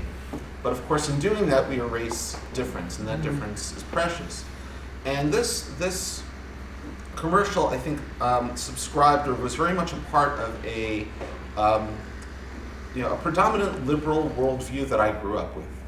And I sort of believed it, even as I had these questions about, well, is it really bad to call someone, your Jewish friend when they're really proud of their being Jewish? I never really understood that as a kid. But what is interesting to me about my childhood is that I did have, friends of all different backgrounds. And as I think back on it, I realized that after elementary school, I don't think either I ever invited over or was invited to a friend's house who was African American or Indian or Latino. Whereas as an elementary school student, those interactions happened quite frequently. And it's not because I ceased to become friends with people from different backgrounds. It's just, again, I think there is these mitigating forces in our society that prevent us from being as inclusive as we really want to be as human beings. Fast forward to high school, I went to a performing arts high school in New York City, the High School of Performing Arts. If you've seen Fame, that was the school I went to. And it was exactly as you would imagine it from the movie. Kids from all kinds of different backgrounds, really learning together, working together in school. And we would hang out on weekends too, again, not at each other's homes, but in Manhattan, because that was the central place. And there was nothing that we were aware of that was political about our being together. And I mention that because I went to college, I went to a small liberal arts college in Ohio that was much more white than my high school, but much more politicized. And so I saw myself again as this liberal, we're all in this together, reasonably proud Jewish person representing. And I would go to these various rallies and demonstrations and meetings, and invariably there would be an activist from a community of color. Maybe they were Latina, maybe they were African American. If they weren't of color, perhaps they were LGB. At that time when I went to college, there was no awareness of the T in the LGBT community. And they would say things that I found quite powerful, but against which I had a kind of reflexive skepticism. So people would talk about state violence against people of color. They would talk about the US government imprisoning African Americans. People would talk about the imperialist war in El Salvador.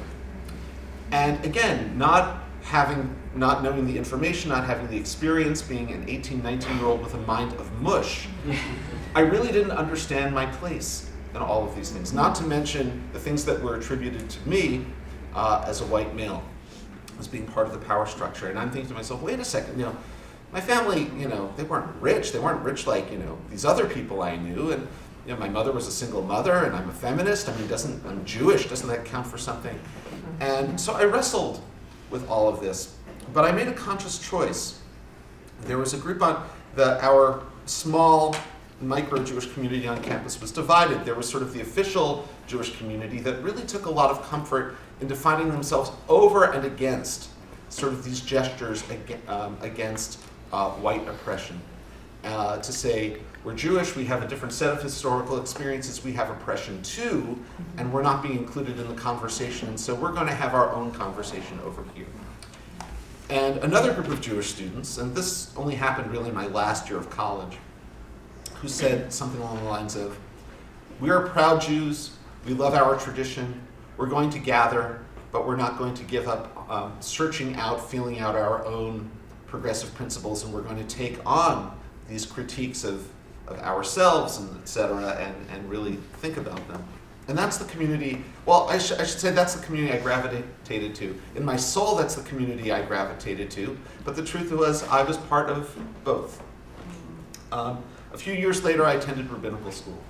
And I want to tell you a little bit about rabbinical school, because it's a very powerful experience of formation of anyone who wants to serve or even lead a community. And there were a number of reasons why I went, but it's an experience very much of doing a deep dive into Jewish tradition, Jewish life, and Jewish community. Often at the expense, because of time and energy, of being a citizen of the world. And so I spent 6 years studying Jewish texts almost exclusively. If I read a novel, it was on vacation. If it was something that wasn't about Judaism, it was a nice little extra. And that transformed me. It transformed my knowledge base, it transformed my ability to have certain kinds of conversations, it transformed the way I thought and what I felt was important.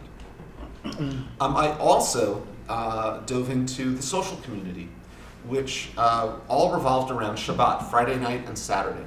Meals, synagogue, meals after synagogue, and then what you would do on Saturday night. And it was completely insular, but beautiful.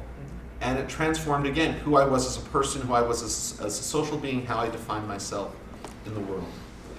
At the same time, the seminary I chose was the seminary that gave space to the great rabbi, scholar, and activist Abraham Joshua Heschel, who counted Martin Luther King as one of his close friends, who advocated for an end to the Vietnam War, against economic inequality, who celebrated with Daniel Berrigan when he was released from prison, who campaigned for George McGovern, and then he died in 1972.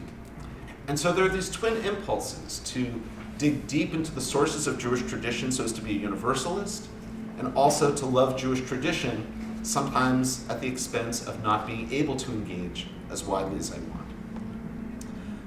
We'll fast forward a little bit now to being in the rabbinate. Being a young rabbi, my first year at Congregation B'nai Israel, which was my 4th year in the rabbinate.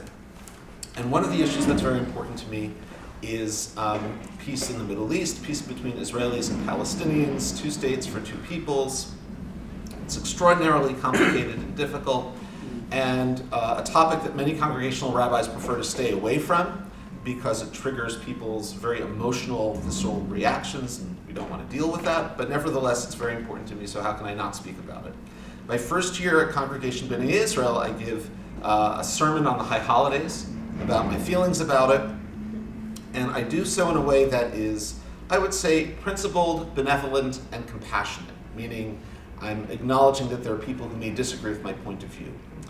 As I come off the bima, one of the families someone whose opinion I deeply respect, maybe a little bit too much, comes up to me and he says to me, "You're very deft." And I took that as the highest compliment of all time, at the time. Very deft. I got my point across, but I avoided this and that and the other thing. And then the years go on, I realized, no, I don't want to be deft. I want to be clear. I want to be passionate. I want to be principled. I don't want to alienate anybody, but that's part of the price of being being a congregational rabbi, which is that there's this second voice in your head of, what's this person going to think? And what's this person going to think? And how are people going to react? And the challenge is to acknowledge that voice and to engage with it differently. Time is up? All right. So to whom am I obligated? I'm obligated to the God of Jewish tradition, to dig deeply within my soul and these texts and our traditions to find the wise path. What is the second question? I forget what the second question was. Can you say the risk of social justice? The risk. There are risks, but I think the greatest risk is inaction. And the third, what are the strategies? I don't really have strategy other than to tap into that universal spirit of curiosity and belonging that we all have, and to try to speak to that wherever I am, and to learn from each human being. Thank you.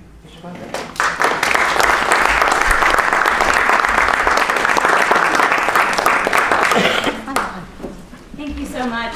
Part of my ministry now is involving working with people in formation, and I appreciated your comments, Rabbi David, about the way in which formation changes a person, and I think that's true not only for people who enter the clergy, but also those who are formed in their religious life in their communities, and I think I really appreciated your comments about that. Our last panelist this morning on this panel is Ms. Tahira Amatul-Wadud, who is an attorney licensed to practice in Massachusetts and in the Northern District of New York. She runs a law practice with focus areas in civil rights and domestic relations law. And she was a White House invitee in December 2015, a distinguished invitation. We're so glad you're here today. Thank you.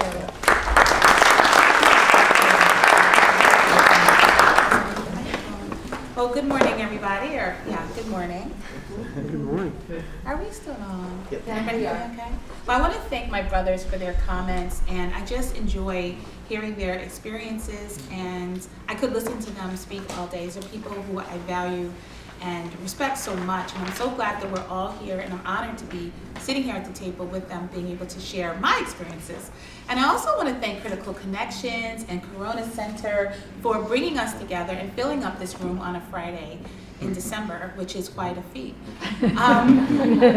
So I have a different lens because I don't have a congregation. I don't have anything other than myself in terms of a structure to how I do what I do. I run my own law practice, as you have heard, and a lot of my my social justice, interfaith, and religious literacy work was born out of necessity, primarily around 2 years ago when there was a considerable uptick in anti-religious sentiment. It wasn't just anti-Muslim sentiment, but that's what I was working to respond to because it was deeply connected to me, my family, and the people that I love and know. I'll begin at the outset by telling you one of the risks, I'll go to the question about the risk of social justice activism, is that there's an emotional and vulnerability to me telling you these stories, and what I'm going to talk about and sort of focus my comments on are issues regarding racism, even within the Muslim community. And you can see how that is a personal and scary thing for somebody to talk about, especially when you have my identity. But I'm going to talk to you about it because it is very necessary, seeing how the Muslim community is targeted by so much right now, just generally in mainstream and of course American culture, and when the Muslim community also has to come to terms with some of its own issues. And so you're going to get maybe a little bit of a sneak peek into what might be quite a secret within the Muslim community. Again, I'm speaking to you from my experience and from my observations dealing with wide range of people and communities, but with an ear and an eye that I think I'm not so off track with what I'm going to share with you. So let me just tell you my lens. I am 43 years old. I am African American. My parents converted to Islam when I was 4 years old. My dad was raised Baptist and my mother was Lutheran. And I was born into a very large Christian family. My grandparents, my aunts, uncles, cousins, all Christian, and welcomed my parents' conversion. I guess I was 4, so I don't remember what that was like, but I've always felt loved and cared for. My birthday is coming up, is December 19th. It's only significant because one of the things I do on my birthday more recently is that I post a picture of myself sitting in front of the Christmas tree. It was a picture that my aunt took and which she sent to me a couple of years ago and said, don't forget where you come from. And so as I started this conversation a few years ago around anti-religious sentiment, it forced me to walk back through my life and things that I've just assumed and really now had to own and talk about and explain. Because when I tell the stories about that story, I'm telling the story of a lot of American Muslims. Okay, 20% of the enslaved people back in the African slave trade were Muslim. Okay, so let me tell you about where I think some of our strategies could be executed to address conversations around race within the Muslim community. My children attend a very small Muslim school, and they're probably the only African American family like the history that I've just described in the school. And my daughter is 16, and many of you who know me know Sophia because she comes with me to a lot of different places. And she's very aware, much more aware of things than I was growing up. My parents didn't lead conversations with race necessarily in our home, or it's funny because my parents are very aware, but that was just not that's just not the conversation we were having. But we also didn't talk about things like the birds and the bees and other conversations that might be uncomfortable for parents to have with children. But I realized that talking about race, talking about social justice, talking about marginalized communities is very much like talking about the birds and the bees. And is that with your children, it has to start early and often, and it becomes sort of an ingrained conversation where you're constantly fleshing out your values and you're constantly educating and giving information to your children. So Sophia comes home from school a couple of weeks, maybe a couple of months ago, and between the issues around immigration in the country, and particularly immigration in the Muslim community, there's lots of unrest. Okay, immigration lends itself to all sorts of issues around privilege. So if you have Muslims who are here on this type of visa, or from this country, or who've overstayed a visa, or from that country, or came in because they were a refugee or an asylum seeker, you can see how in one community there's all these levels of potential different levels of hierarchy or privilege or discomfort, right? These are not things that unify people. Sometimes they're things that people are ashamed of or embarrassed by, and could even be weaponized against them. And so this child comes home and she's realizing that this is happening in even within conversations in her class where kids are first generation or second generation American, but they're still talking about, am I really American or am I Syrian? Am I really American or am I Pakistani? And she says, Mom, because I don't often get an audience in front of lots of Muslims, she says, when you do, tell them this. And she helped me come up with a rubric for what I would tell Muslim communities when I spoke. And it's the key to how to save your children and give them a strong identity as to who they are. And she and I worked on it and I tested it out in October. And someone who was white named it for me. And he said that is called the Universality of the African American Muslim story. So let me tell you the story that I've given to her and I gave that day and how it matters. So I began the talk by saying that through our lives, we're constantly directed to biblical stories for inspiration. The stories of the prophets, the stories of the women who were so brave, stories of overcoming adversity and triumph, and identifying with these heroic figures as being our story, being our legacy, right? Regardless of race, if you're a part of the Abrahamic faiths, you know that the story of David is your story, the story of Abraham is your story, the story of Isaac is your story, right? And you're encouraged to own those stories as your own. So when I think about the Prophet Muhammad, peace and blessings be upon him, who was the final prophet amongst the Abrahamic prophets as viewed by Muslims, he had as a dear friend a companion named Bilal. And Bilal was an enslaved person. Bilal became one of the dearest friends to the Prophet. He became known for reciting the Adhan, which is the call to prayer, in such a beautiful way that one day after the Prophet passed, when he could not bring himself to do it, the sun did not rise. That was how beautiful his recitation was and how beloved he is in Islamic studies. And he was tortured because of his race. He had come from royalty, but had gotten caught up in the slave trade. I think his mother was a queen or a princess. And he was very, very dark-skinned. And we were taught and shown the love that the Prophet and the other Sahaba had modeled with and by him, okay? So that's a story that we own. That is our story. But it's not just the story for the Black people. It's not just a story for African American Muslims. It is a story for all Muslims, okay? The Prophet's last sermon, he gave a very beautiful, detailed message before he passed away.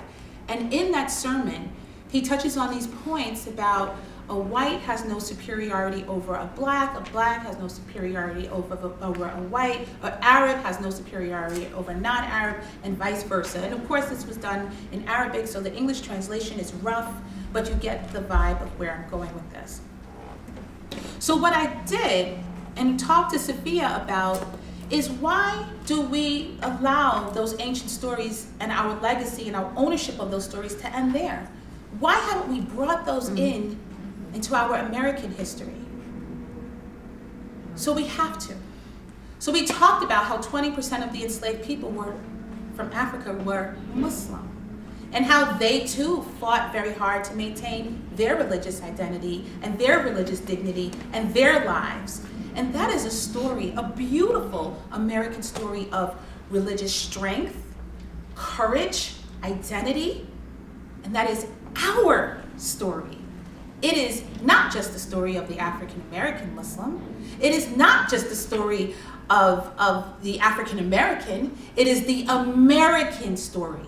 So when we have children who are sitting in class and not knowing if they are Syrian or Pakistani, those children, like my children, need to be able to say, I have a legacy in this country of having Muslims here who built this country on their back. The Syrian child, the Pakistani child can tell that story with the same level of conviction as my kids can. Your children and your grandchildren can tell that same level of that story with the same level of conviction as my kids can, because you see the commonalities in those stories. And you see where you're given permission to own it, because it is our American story. And when we take issues around race and we look for models, we don't have to go a million years out. We can go just down the road. They are there. And so now when I sit with parents and I talk with them about how their children see themselves, I give your child very strong identity and give them many different examples from which to draw strength.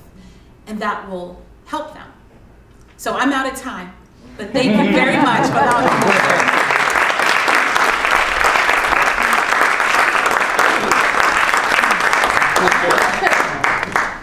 Thank you so much, Ms. Amatuladu, for that gift of the power of stories. Thank you. And the multiplicity of stories. It's time now to hear some of your stories and the comments that we'll share with one another. The questions are being uncovered there on the easel for the second small group discussion period, which we will engage now in the same tables that we were in before. Those who have arrived since we met are free to look around and notice where there are open seats and join one of the tables. And do you have any comments are you trying to get up here to say something? I think you've done a great job, and no need. Maybe just to read out the questions so that everybody hears them.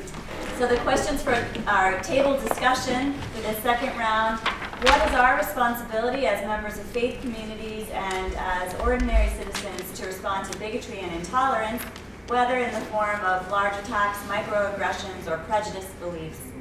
And what are some tangible steps we can take? Good afternoon, everyone. My name is Activism. I'm the founder and executive director of Life in My Days. So our group had an excellent conversation. Really, some of the major takeaways. A lot of what was said was kind of reaffirming some of the things that were said on the panel, such as it is our responsibility to step up, whichever way that kind of, in whatever way we can. So one of the things that came up is leveraging our faith communities to rally around policy, whether it's on our own smaller community level or larger levels. East Hampton has been doing some awesome work with creating an East Hampton community commitment list. One of the main things that also came up is the individual responsibility that we have to each look at our own internalized oppression and start changing that. And then how do we take that change beyond just theory to also practice to all the different parts of our lives, whether it's within our family members, our work, and in our community at large. And there are passive and active ways that we can do that. Small things can make such a large difference, such as putting up a sign, or more active ways where you actually are engaging your family and your coworkers and all those different people in actual conversations. And then one of the last things that we talked about is kind of addressing privilege, and then also how do we center the most marginalized voices instead of kind of hijacking those voices, and instead of disempowering people and making movements about us? How do we actually center those voices? So we started off by speaking about the pervasiveness of bigotry in so many facets of our life, and how one way to overcome that is by building deep and meaningful relationships both within our communities and then moving outwards. And we spoke about how that's very long and slow work, learning how to communicate and speak to each other in ways that lift each other up rather than kind of make everyone feel as if they don't belong.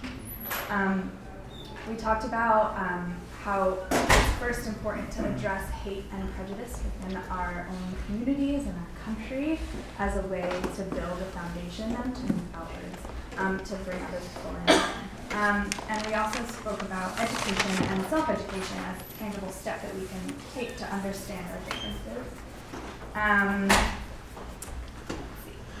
We talked about how education is so important because often a lack of understanding leads to guilt, which then leads to this sense of fear and hate of others, and how communication can overcome that, and how identities are very multifaceted, and how identities are very vulnerable, and how can we make room for religion and identities that also include gender, race, and political beliefs.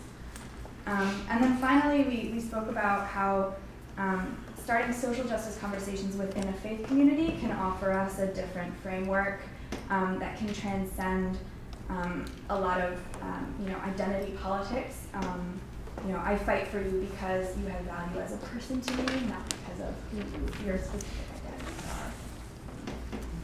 We want to thank each of the speakers. So, Tahara, when you spoke about the universality of the Muslim African American experience, I feel like right here and now we changed. Like we just got enlarged, and we just really wanted to note that and thank you. Well, thank you for acknowledging that and giving me a place to share that, which grew from literally our kitchen table. I'm sure it wasn't the first, I wasn't the first person, but I'm saying the need for that now within our family and our immediate community grew from within our house. We were feeling that today we're building new knowledge and new ways of growth. And Justin, your level of honesty, that's what we wanted to, like one of the things we got honest with is that feeling that can happen, ooh, I'm fearful I won't be heard, so I'm going to interrupt. And so we were talking about how our hearts have to be ready to hear.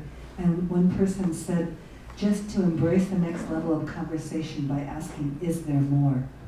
So that grabbed some of your comments. And Cory, when you were speaking of the gap, just never heard that vocabulary before. It was such helpful vocabulary, like what goes into that gap. And so one of the things we were looking at is one person said, instead of sealing off our knowledge bases by having this kind of limited solidarity, we look like we're diverse, but we're all united against these people. Like that's the new thing that can happen in progressive cultures, but where you're not porous.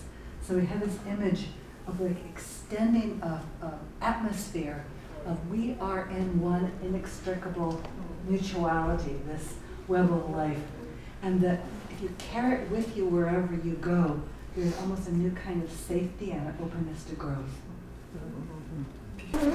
Did we answer the question? Maybe not. But some of the things that we talked about. Remember our history and remember our complicities. Javier was talking about Central American immigrants that are working in our area, that are being deported by ICE. Their families are being broken apart. We are now, in this particular time in our history, it feels to many of us that our own government is doing the same kind of divisive things to our own society as we imposed upon others in the past. And so to remember our own shared histories, our own, when we didn't speak up I'll speak to myself because I'm in my 50s. When I didn't march in the 80s, when I was a young woman, I am complicit in what Javier is dealing with now, as well as the rise of power that is currently undertaking us. Let's see. So we're also talking about how do we, has there been a docileness to religious communities as well? Yes, some have been very docile, some have been very active, but this past year seems to have been a bit of a wake-up call, and so perhaps this is a great opportunity for us to really delve deeper into that and become even more engaged in the work in the world and the struggles that we need to join together and overcome. And then finally, we also worried a bit about what happens after the revolution, and we want to make sure that as people of faith and as human beings, that if we are feeling oppressed, that should the tables change, and we hope that they will, that we do not flip the tables and then become oppressors. And Ricky brought up the example of Israel, can certainly be a modern example of that, but this is based in basically critical race theory as well. So that's it. We spoke about our responsibility in different ways. A responsibility to raise questions, to name or ask about what is in the room that we all are sensing, to draw connections between safety for ourselves and our own group and the safety of others, which are often completely connected, to name the context which elevates the importance of having these conversations, the context of current political realities, to think about what is at stake in having these conversations or not having these conversations. We talked about as leaders to figure out, we spoke about the model of the pastor-prophet continuum that some of us engage in groups, in social activism, and some focus more dealing with individuals, and to, I guess, understand that as an ongoing evolution that can be integrated, not being a one or the other proposition. We also spoke about the importance of structuring conversations in ways that don't provoke defensiveness, and maybe this is oversynthesized on my thinking. I'll take responsibility for this, but to say there was conversation about being, a white person backed into a position of, okay, now you belong to the group of oppressor. I guess the question is, how do you structure conversations to move somebody from that place in which they may not have anything constructive to offer to helping them understand themselves as an individual who is also impacted by what's going on and potentially moving themselves into a position of being an ally. Thank you all so much for giving us a window into your conversation. We have 15 or 20 minutes left in which to expand the conversation by integrating all that we've heard thus far in the day. And so I invite you, if you had questions or comments that you want to lift up to our panelists, this is a time you can do that. In addition, if you have something that you've been mulling that you think would be beneficial to give voice to for the whole, this is a time to make a comment as well. So questions or comments, both are welcome. I guess I observe that religion to some extent in the political sphere has been what I would say weaponized. I don't want to single out evangelicals as a block, but I think when you go back to the famous Donald Trump speech where 2 Corinthians walk into a bar, that speech, he's clearly weaponizing them. I think the Catholic Church, Little Sisters of the Poor, which is a valid issue, but I think it was weaponized in a political context. I wonder if the panel has any thought on how we can recognize that, as you said, maybe lift it up and deal with it in a constructive fashion and avoid it. Thank you. Great question, Bernie.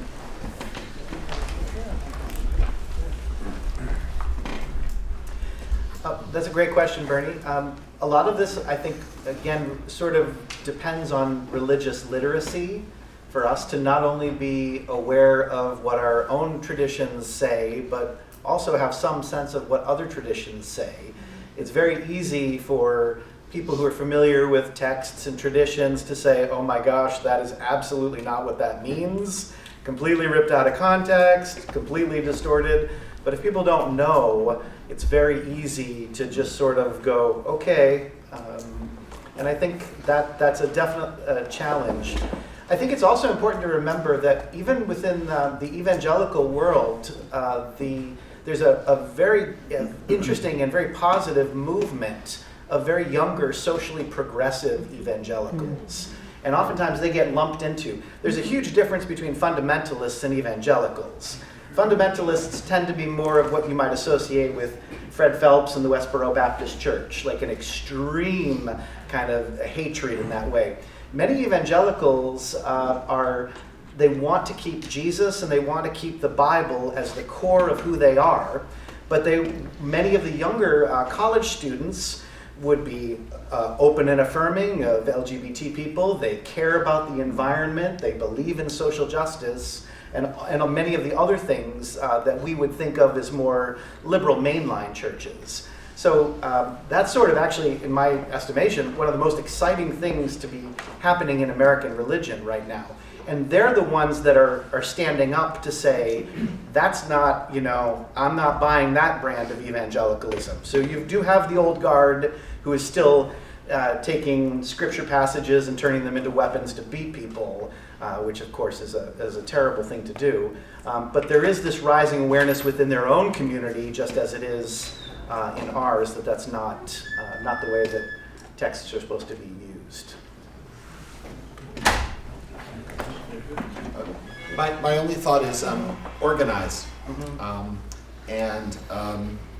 Obviously there are personal dimensions to this too, about how we understand ourselves over and against how people may distort our traditions, supposedly speaking on our behalf. But I do believe that organizing and standing up and showing up is a great counterpoint to the ways in which religious beliefs and associations are exploited. Actually, I've written it, I'm in the process of completing my dissertation on the role of American Catholic sisters and looking at the question of how the nuns got on the bus and the Little Sisters of the Poor went to court. And looking at these parallels and how did the sisters become divided or become political in this sense. And what is so crucial is, I think, going back to in a sense, the gap. It got filled, okay? And nuns have been in American culture, the image of nun is a really bizarre set of images. We're either flying, we get characterized, and it's normalized, right? You do that to any other group, and it wouldn't be. So what is so important is the image, and progressive sisters, the Vatican II sisters, became invisible because we left the habit. Okay, so, and part of that was purposeful from the tradition of the Vatican II updating, but the other piece became the vacuum of the politicization. And people started to feel, those who did not want the Vatican II updates, there was one show that was very good about a Vatican II sister working in a parish, and they boycotted it. The Catholic League made sure to boycott it, and that series eventually became, was taken off air and it had received many applauds, and it was really a very well critically reviewed series. So what becomes crucial in looking, and I'm a political scientist, I'm a nun as a political scientist looking at this through the lens of American politics, and what has become quite clear is to break that is to stay true to the integrity of who you are, right? You really have to go back. Christine was talking at our table about relationships. It's going to be the radical love. It's going to be living fully, incarnationally, into the theology of who we say we are, and allowing the images, not playing into the politics of it. If we just become the other, we're political, that becomes our expression. But to taking it and I think moving into space that is really about whatever your faith tradition is, living that as authentically. It's about authenticity and being the truth of who you are. So as I keep looking at it, otherwise you get tangled up into the polarities. You get into that dualism. Good nun, bad nun. That was exactly how they did it. And they started with it with Jean Kirkpatrick when the nuns were killed in Salvador. That was how I decided to become a nun. And I was the first time I ever heard someone refer to the sisters as, these are not your typical nuns. These were political activists. They were part of the guerrillas. They were this. So those are really thoughts. So my question is a little different, but I brought it up at the end of our circle, but I just sort of wanted to raise it, and I've been still thinking it in the context of these comments that, one is about relationship building, and how does doing this work, like how do we really dig deep beyond maybe one political action or one drive in our congregation or community, and how do we, what opens us up? And for me personally, I felt this year has just been different from any other year that I've ever done these things. And the example I was gonna give is, so my synagogue is housed in the Florence Congregational Church in Florence, and we've been there for 20 years. I've been there for 10 years. And the synagogue is kind of like ghosts in the night.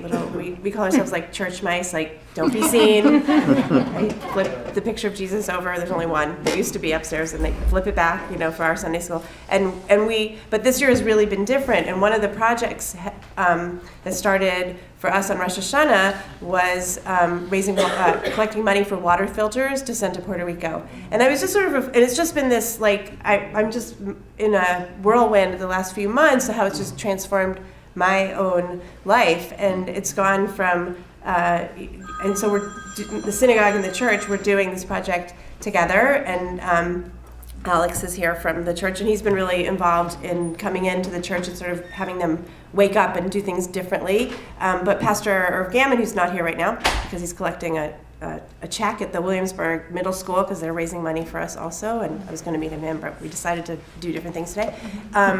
We've just transformed our relationship as a minister and a rabbi working together, and I think also it's hopefully our communities as well. It's starting to go there too, to the point where we're like texting each other at 11:30 at night about this project, and I'm excited to wake up and see what's happening, and we've just done this incredible project. But I was thinking about, for me, what started is that I don't actually even have any connection to Puerto Rico. I knew nothing about Puerto Rico, and it was this wave of these hurricanes, and there was a post right before I was starting my Rosh Hashanah service from the synagogue Facebook group in the Facebook page of the synagogue in Puerto Rico about how they were sending a message to their members, stay home, services are canceled. And something about it just really touched me deeply. It was just 2 lines, and it was like, Happy Rosh Hashanah. It was so positive. Happy Rosh Hashanah, and stay home, and take care of yourselves, and there's no services. And as roofs are being ripped off, and with it, and Pastor Irv at the same time we were both just moved, and we started this project, and we've raised $47,000 at this moment. And there's Jay Brines of the Holyoke Health Center right now is on a plane. He took 100 of the filters down today. So I've just been thinking about the relationship building and how it's just shifted so much, and it's sort of like, for whatever reason, like now that's the place where I'm very oriented right now, but it feels deeper, and I'm thinking about the people that I've connected with there who I don't know, who I've only really met through Facebook or this, who've picked up the filters and are, and how I'm caring about them and worrying about them and thinking about them, and and how it is political. Like, we're doing this because the government should have taken care of this right away, and they didn't. And so how, it's so complex. And I guess the question that was brought up here was about working with this family in ICE, and a father being torn away from his 3 American U.S. citizen kids and wife here, and how do we stay engaged with people, for the long haul? Because now this family is affected forever, and how are we going to stay connected, and how do we do that together? We made dangerous eye contact because I really don't have a thought except I look around the room and I know many of us who are here tend to stay here for a long time, which means we're going to be in relationship with each other for a long time. And to the extent that some of us represent communities, these communities are historic communities. So I think that lays the ground for a kind of mutual appreciation and understanding that we're growing together in our relationships and in this work. And if you're fairly new to the community, we hope you're here for a long time so that you can continue doing this work with us. First up, I kept getting goosebumps as everybody spoke. I literally was getting goosebumps. I'm thinking about the sisters, and I'm thinking about how I graduated from Elms College, and so I had a relationship with the sisters there, and you don't always get an opportunity to know what's behind someone's life story or someone's experience until you're here hearing that. So I just, and I think it's wonderful that you share this story about working on the project out of Puerto Rico. And I don't think I think I'm just rambling. But essentially what I want to acknowledge is that our lives are forever changed, and that we've come into this conversation, maybe some of us for the first time last year, maybe some of us for the first time 2 years ago, whatever, and we've allowed ourselves to be open and to love each other and to hear from each other and to engage with each other in a way that we probably didn't need to do before or should have done, didn't feel compelled to do. So I think that's a real thing. I think it's an okay thing, and I think we have to talk about it and continue to encourage it, because as I tell my kids or I tell my family, things are very urgent for us in our world right now, and we don't have time to sugarcoat. We don't have time for flowery. We need to get to the point. We need to build a relationship. We need to set out goals on what we're going to fix, and we need to do it decisively and now. So it's great. It's absolutely great. And yeah, I just had goosebumps the whole time my phone passed around. I think one of the things that in our changing religious landscape in our culture is so many of us are thinking of ourselves as individuals and personal freedoms and autonomy, and I'm my own person and I don't need to respond to anybody else. And we see ourselves as these little atoms in a way, and we've lost the sense of interconnection. And so I think the importance of the relationships in communities is really important. Rabbi Justin and I were talking during the break about how it's hard to have people who are not part of a religious tradition come and be part of a community, because they can't see all the riches and all the good things that communities can do where we can partner together. I think in my own work, I work most closely with Rabbi Andrea at Temple Israel and with the Episcopal Church. Now, 20, 30 years ago, it would have just been a UCC church. But when you think about the values, and this is the major change, that we're in our culture, especially with younger folks, there's a shift from belief to values.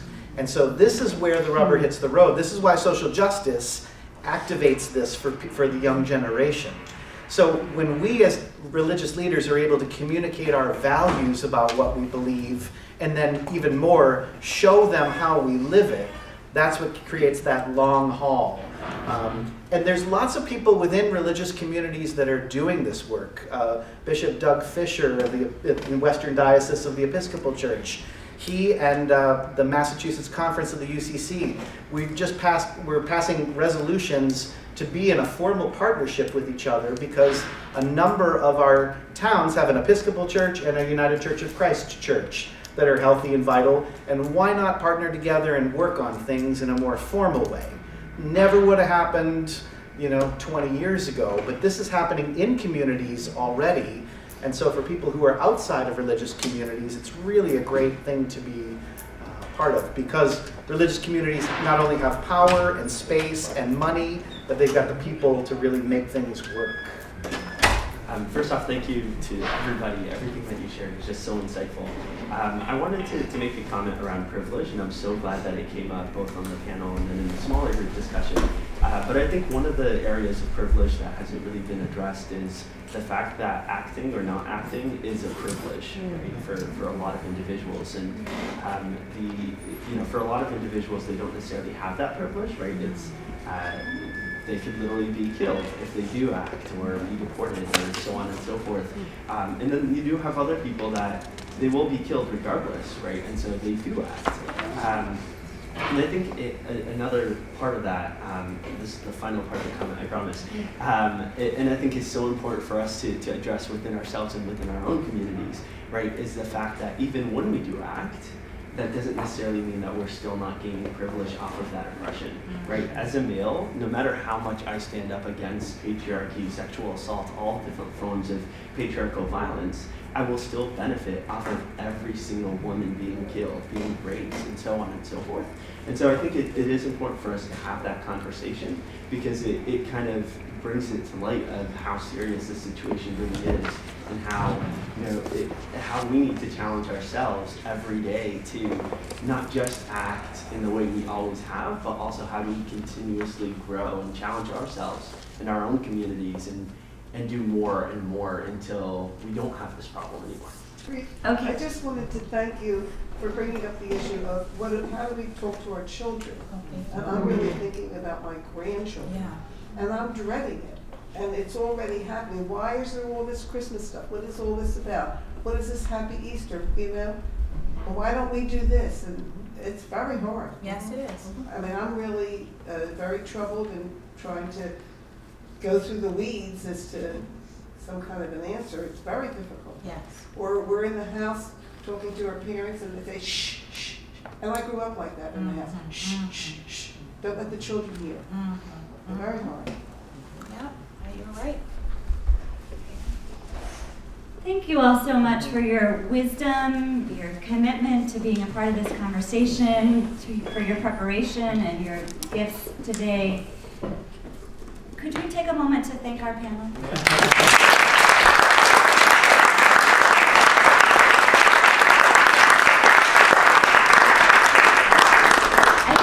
Closing comments. I just want to wish a blessing on every one of you, and I'm so glad to have been part of this time together today. Thank you.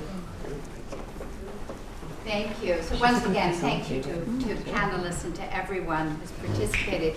We actually wanted to create a little bit of space for closing comments from everyone. So, the first part of the morning was really looking inwards at faith communities. Second part, looking at responsibility outwards.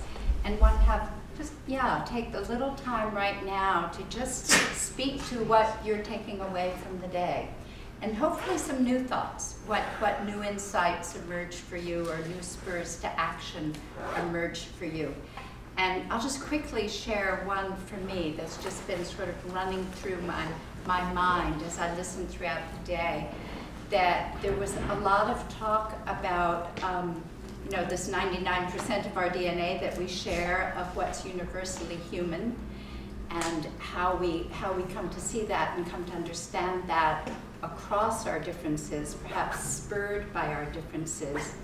I was thinking of that, wonderful, untranslatable Bantu South African word of Ubuntu, that we all sort of know what it means, that I find my humanness through you, or I'm a human being because you're a human being. It gets very wordy in English, but when you hear the word, you have a sense of what that is, and that there is for all the downsides of modernity and globalism and what we're losing through it, there is this sort of gift somehow of discovering this kind of universal human. But then I was thinking about the flip side of this sort of 1% of difference. And one of my sons is working on a PhD in anthropology, and he's been with this fascinating indigenous group in Colombia called the Kogi, that are perhaps the most extant pre-Columbian civilization, 20,000 strong up in these coastal mountains. And their spiritual leaders, who are called mamas, used to spend 18 years, he says it's now watered down, but trained in different contemplative practices, deliberately different ones. And he said when there's a problem in their community, they come together, often in silence, but speaking some, and that in Kogi, they have this word that he says is best translated as the complementarity of difference. And I just find that fascinating, that, and we don't really have a word for that in English, just like we don't have a word for Ubuntu in English. That they, as a very homogeneous culture that has stayed extant up in these high coastal mountains, what they really value is difference among them, particularly when they have problems to solve, because they feel those very different vantage points contribute. So that was just brewing in me. I wanted to share it, but I know much is brewing in this room. So closing remarks from anybody. I do have a comment about the variety of, well, the importance of community, and I'm not sure this is working. Yes, it is. Yep. Well, anyway, and so you, Reverend Cory Sanderson, made a reference to the younger generation and not being so much drawn to the church for values, you know, for your tradition, and for all of this, it's the Abrahamic faiths. But there are so many people who are feeling that evil kind of grows out of organized religion. Stay away from organized religion. That's where it comes from, this bad stuff. And if you think about, I don't support expansion of freedom for guns, gun laws and things. But the NRA is so strong because of the community building that they do, is one of the things that I've heard, that they all get together in community. To the extent that the sense identification of community can be expanded to reach beyond our Abrahamic, we do need more literacy, within people's faith positions, but to have more programming that draws people who are not just coming for that. All of us can benefit, and the entire society, by creating opportunities for community. One is I'm leaving here with a question of the balance of like looking inward to our internalized harms, looking into the circle to the correction of the contextualization that has to go on around the conflicts that we all feel stuck in, which are historical and unnamed and unaware in some way, and how much, having done that inner work and this work and looking outward, I really see that as three different layers of work, and I think we have to do them together. We have to do all of them as we can. And this is something that I just really like to say. Violence is bad, but conflict is good. Conflict is good. It's necessary. It's something to really be embraced and to really make the distinction between conflict and violence. What I want to say is a little bit of a critique, but that's why I want to preface it with the fact that I've really enjoyed all of this and have really valued the voices of all of the panelists and have been really glad to hear from everybody. But I am sitting with the fact that I'm very conscious that nobody on any of the panels has spoken about having a queer or trans identity. And I can't speak to what anybody's identities might be privately, but that wasn't something that was spoken about. And as a queer and trans faith leader who is constantly sort of abutting this idea within the queer community that you can't be religious, and this idea within a religious community that queerness and transness is not acceptable, that it's just something that I'm very conscious of. And I just want to put that out there, that's something that is a little bit troubling to me. Thank you. I think it's really appropriate to end with a critique. Actually. And a thank you. And a thank you to the organizers. And a thank you to all.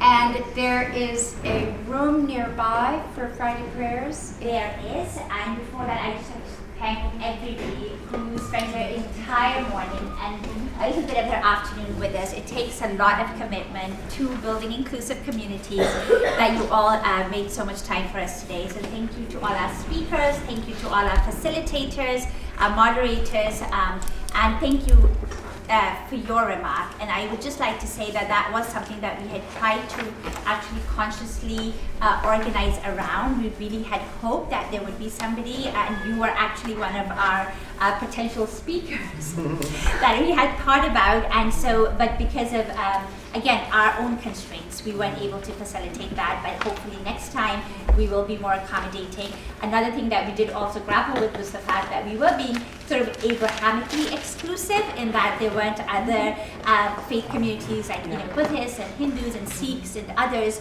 who were not a part of the discussion. And we hope to continue this conversation. So any other critiques, any other feedback you have to make us better the next time, please let us know. And again, we really appreciate that. And because of all of the time commitment that you gave us, in the interest of radical hospitality, we have a really delicious Lebanese and Mediterranean lunch right next door. It's not kosher, but it's halal, but there are also vegetarian options. So please help yourself to that. And for the 2 or 3 Muslims among us, there is a room for prayer if anybody wants to go to Jummah. So again, yes, and so if you have all signed up at the registration desk right outside, we will send you a report of what was discussed today. We do also ask our facilitators and our note takers that if you wouldn't mind sending us a few notes about what was shared within your small groups and sort of send us that information. Leaf and Rachel did compile notes, but we could really use some help with sort of compiling all of the great discussions that happened around the tables. So if you could do that, we can sort of continue the conversation and also compile a report and distribute that later on. Again, we really value all of your collaborative spirit that was demonstrated today. So. And invite, when we send the report, we'll invite your thoughts on follow-up on how to continue the conversation. Great. Thank you also.